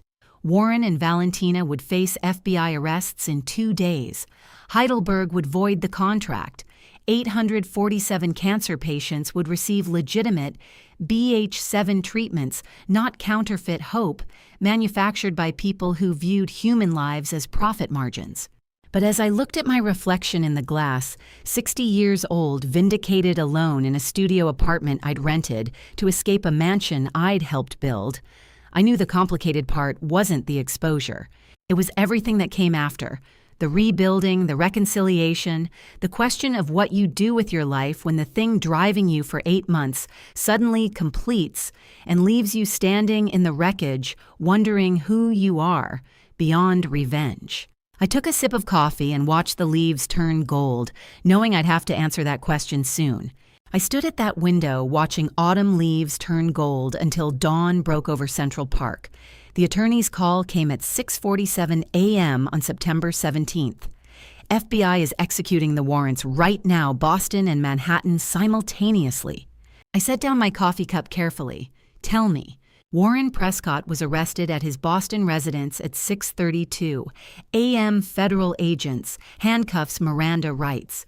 Valentina Reed was taken into custody at the Midtown Hilton at 6:40 a.m., 30 minutes before her scheduled Zurich flight.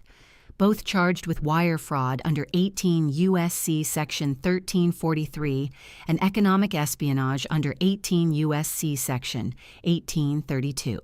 I sat down slowly, my hands steady despite the adrenaline flooding my system. What happens now? Arraignment within 72 hours. Federal prosecutors have Thane's complete evidence package, the SEC investigation findings, the Heidelberg contract documentation. This is comprehensive, Loretta. The charges will stick. After I hung up, I sat staring at my phone for 11 minutes. Warren in handcuffs. Valentina arrested before she could board that flight she'd planned for 3 years. The plan had worked all the way through to its designed conclusion. But the attorney's next call came an hour later with a different tone. FDA is launching a formal inquiry into the honeypot formula. They want to understand how you engineered an inert compound, substituted it into the supply chain, and didn't disclose it to regulatory authorities. The wedding video went viral, Loretta. They're under pressure to investigate whether you committed retaliatory medical fraud. The vindication I'd felt 30 minutes earlier evaporated into cold regulatory anxiety. September 22nd, I sat in a Washington, D.C. administrative chamber facing 6 FDA board members and their chief legal counsel. The room smelled like government coffee and bureaucratic caution. Dr. Prescott? The board chair said a woman in her 50s with steel gray hair and reading glasses on a chain. Please explain how this honeypot formula differs from retaliatory medical fraud. I'd prepared for this. Brought my complete laboratory documentation, synthesis logs, molecular engineering specifications. The formula I engineered contains 0 active pharmaceutical ingredients, but also 0 toxic compounds. It's chemically inert, essentially expensive water with molecular tracer markers. The tracers were designed exclusively to identify theft of intellectual property, not to harm patients. but you substituted it into a supply chain without disclosure, the legal counsel said. I substituted it into a supply chain that was illegally accessing my secured laboratory, I corrected. Every synthesis log is time-stamped prior to the December 22nd breach. This wasn't retaliatory fraud. This was premeditated security defense, like marking bills before a robbery. The wedding video, another board member said. The FBI arrests, the media coverage. It creates an impression that the warrants were signed September 14th. I interrupted quietly. 2 days before the wedding, based on months of SEC investigation and evidence provided by a cooperating witness. The viral video didn't create the federal case. It simply ensured Warren Prescott and Valentina Reed couldn't flee before arrests could be executed. I sat in the FDA waiting room for 43 minutes after my testimony, hands folded, breathing like I was about to defend my dissertation again. Then the door opened and Clayton Whitfield walked in. He looked thinner than when I'd met him at Memorial Sloan Kettering 4 months ago, but his eyes were clear and focused. Dr. Prescott asked me to testify, Clayton told the board chair. I'm a stage 3 pancreatic cancer patient enrolled in the BH7 clinical trials. I need you to understand what would have happened if that inert compound had been mass-produced under the guise of a cure. He spoke for 17 minutes, described his diagnosis, his prognosis the 8 months BH7 had bought him, described what it meant to be dying and holding on to pharmaceutical hope as your last lifeline. If Apex Therapeutics had manufactured that counterfeit formula, Clayton said, his voice steady and devastating, 847 patients would have received expensive water while believing they were receiving miracle treatment. We would have wasted our final days, final weeks on a placebo, while our families watched us die confused about why the promised cure wasn't working. He looked directly at the board chair. I am not standing here for Dr. Prescott. I'm standing here for 847 patients who need to know the medicine entering their veins is real. She didn't commit fraud. She prevented it. Ever have someone save your life by telling the truth about theirs? The board deliberated for 2 hours. When they returned, the chair's expression had softened. The FDA clears Dr. Prescott of all regulatory violations, she said.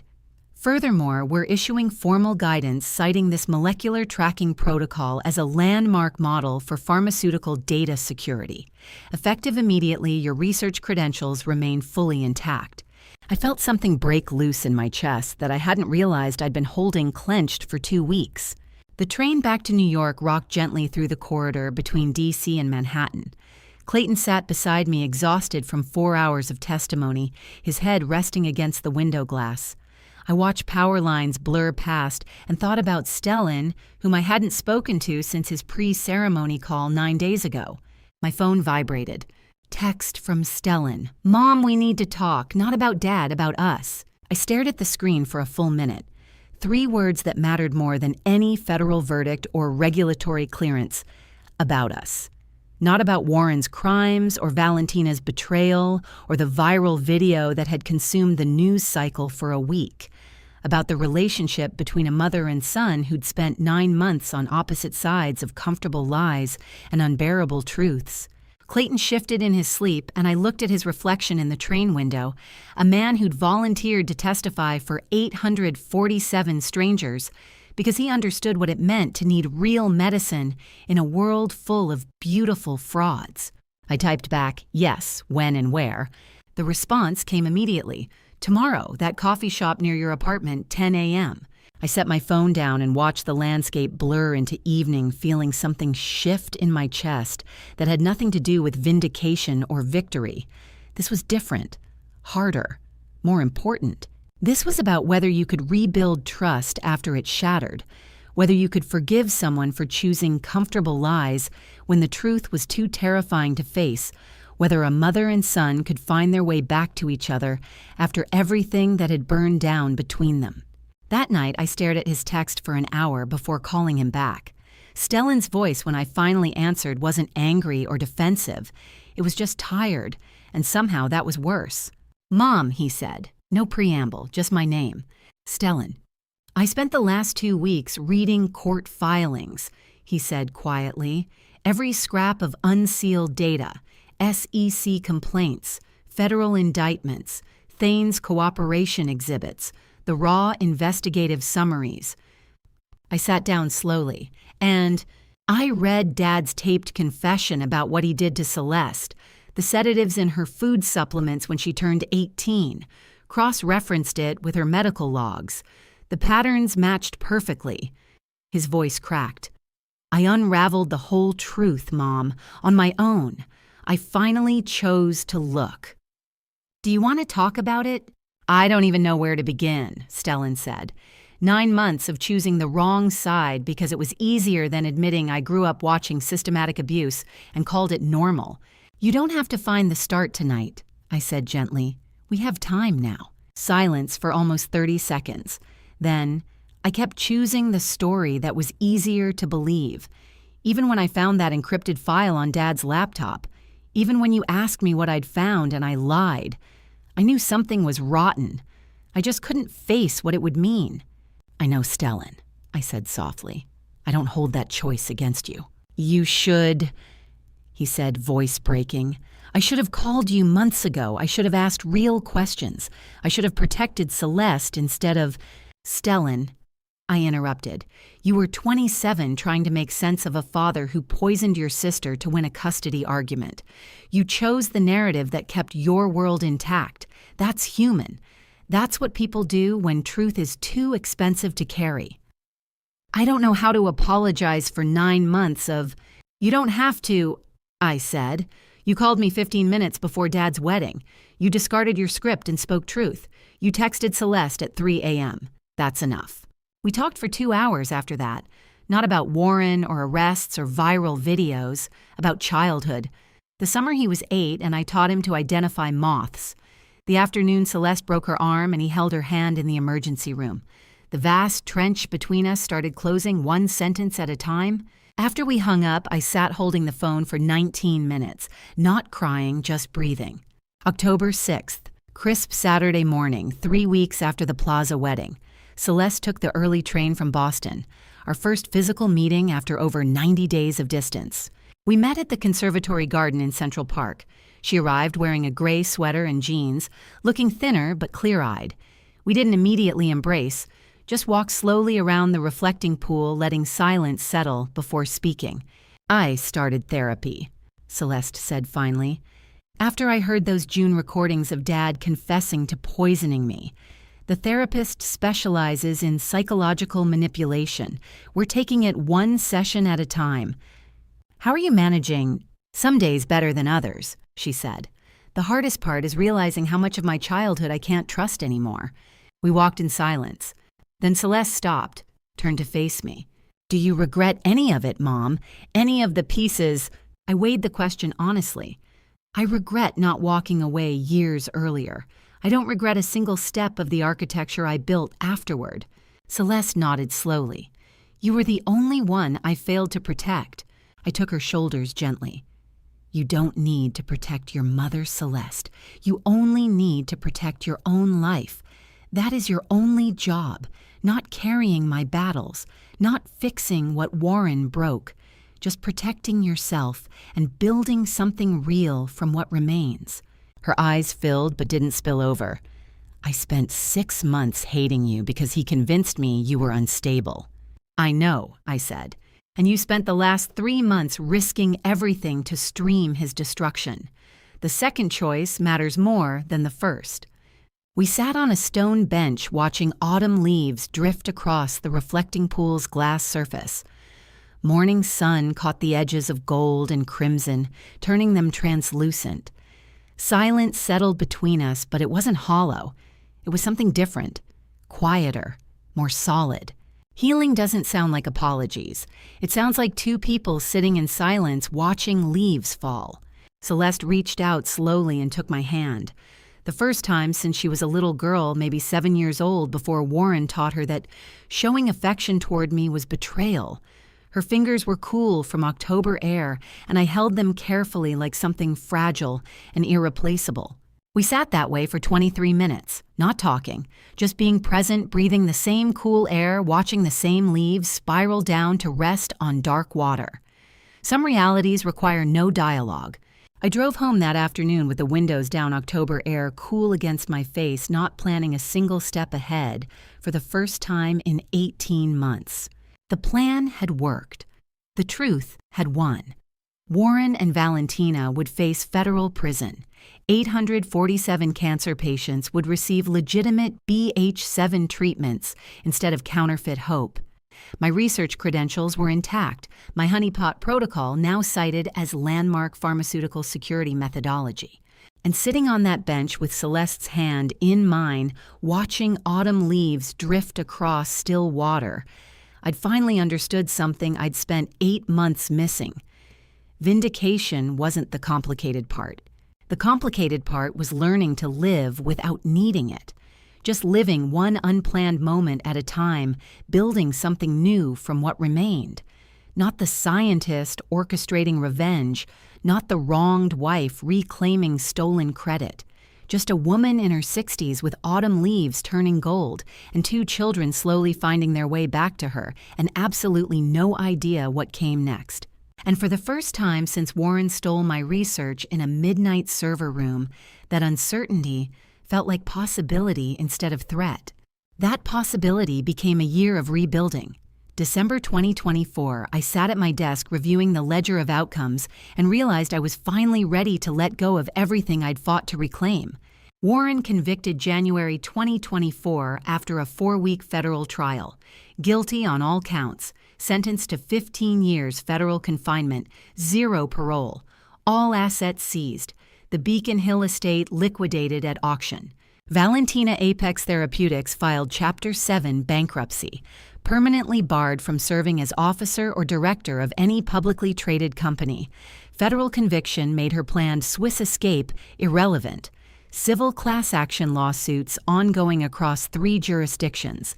Prescott Biosciences nonprofit oncology foundation assumed control in February. Clayton Whitfield sat on the Executive Patient Advisory Board. FDA granted accelerated review authorization in May. Celeste continuing therapy weekly. Promoted to senior administration in September. Video calls every Sunday without fail. Finally exploring what she actually wanted.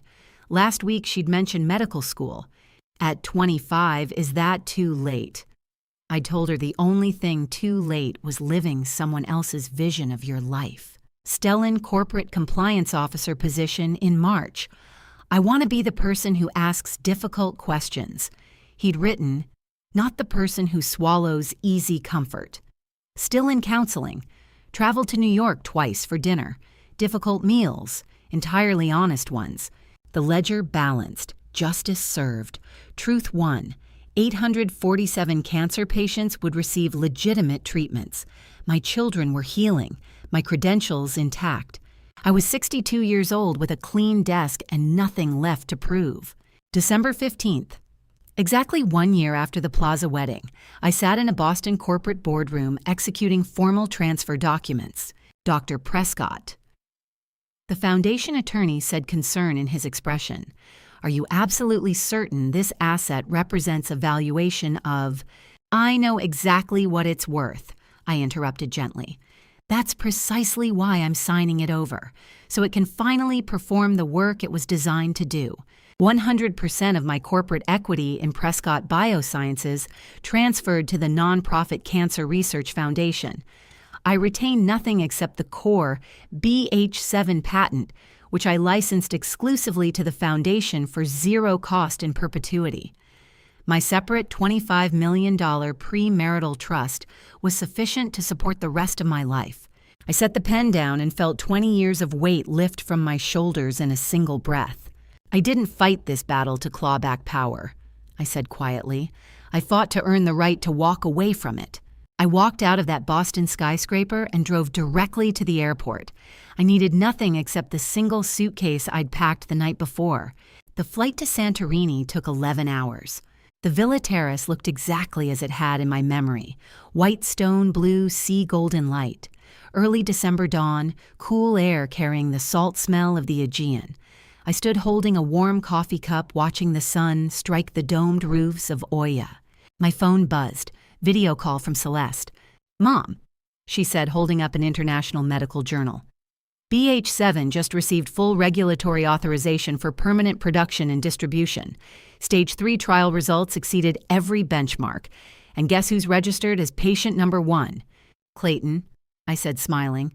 Clayton Whitfield, age 59, formerly given 8 months to live now in his 4th year of sustained remission. Celeste's voice carried pure, uncomplicated joy. "Your formula works, Mom. 20 years of research, and it works exactly the way you designed it." I looked out at the water, sipped my coffee, felt the morning sun warm my face. "I love you," Celeste said. "I'm proud of you, and I'm glad you're exactly where you want to be." After we hung up, I stood on that terrace for 43 minutes doing absolutely nothing except existing. If someone requires your invisibility to validate their stature, that isn't love. That's exploitation, wearing the garments of devotion. For 20 years, I'd believed that making myself smaller was an act of love, that erasing my own achievements so Warren could claim them was partnership, that accepting erasure was the price of family harmony. I'd been wrong. True love never demands you extinguish your own light. It doesn't require your silence as the cost of being heard. It doesn't build itself on the rubble of your self-worth. Justice wasn't about clawing back the stolen years. Justice was clearing away the lies so truth could find its own path forward, and then having the wisdom to step out of the way and let it. The woman I had been looking for, she had been here all along. She was just waiting for me to stop shrinking myself into the shape someone else needed me to be, waiting for me to stop performing the role of diminished wife, discarded scientist woman who'd lost everything and needed to fight to reclaim stolen scraps. At 62 years old, standing on a terrace in Santorini with a cup of coffee and nothing left to prove to anyone, I finally, completely, undeniably found her. The morning light struck the white stone domes. The Aegean pulsed its ancient rhythm below. Somewhere in Boston, a non-profit foundation was manufacturing legitimate cancer treatments. Somewhere in New York, my daughter was considering medical school. Somewhere in corporate America, my son was learning to ask difficult questions. And here on this terrace with salt air and golden light, and absolutely no plan for what came next, I was exactly where I belonged. Fully myself, undiminished, free. And to you listening to my story, remember, this vindication isn't about destroying someone who wronged you. It's about reclaiming the truth they tried to bury. Don't make my mistake of waiting 25 years to walk away. I thought making myself smaller was love, that erasing my achievements was partnership. I was wrong.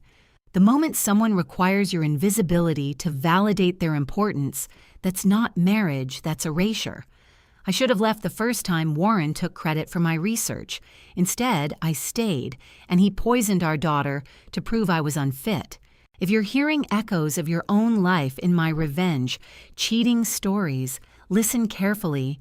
You don't owe anyone your silence. Not your spouse, not your children, not the people who benefit from keeping you small. I believe God allowed me to endure those years so I could stand here now and tell you, truth always finds its way to light. Like so many revenge cheating stories, mine wasn't about hatred. It was about justice for 847 cancer patients who deserved real medicine, not counterfeit hope built on stolen brilliance. What do you think? Was I right to engineer Warren's exposure? Or should I have walked away without looking back? Leave your honest thoughts in the comments. If this story resonated, please share it with someone who needs to hear it. And if you want more revenge cheating stories where truth wins, subscribe to Her Vengeance. Thank you for staying until the very end. Final reminder, this story includes fictionalized details for dramatic and educational purposes. What matters most is the message, never make yourself smaller so someone else can feel larger.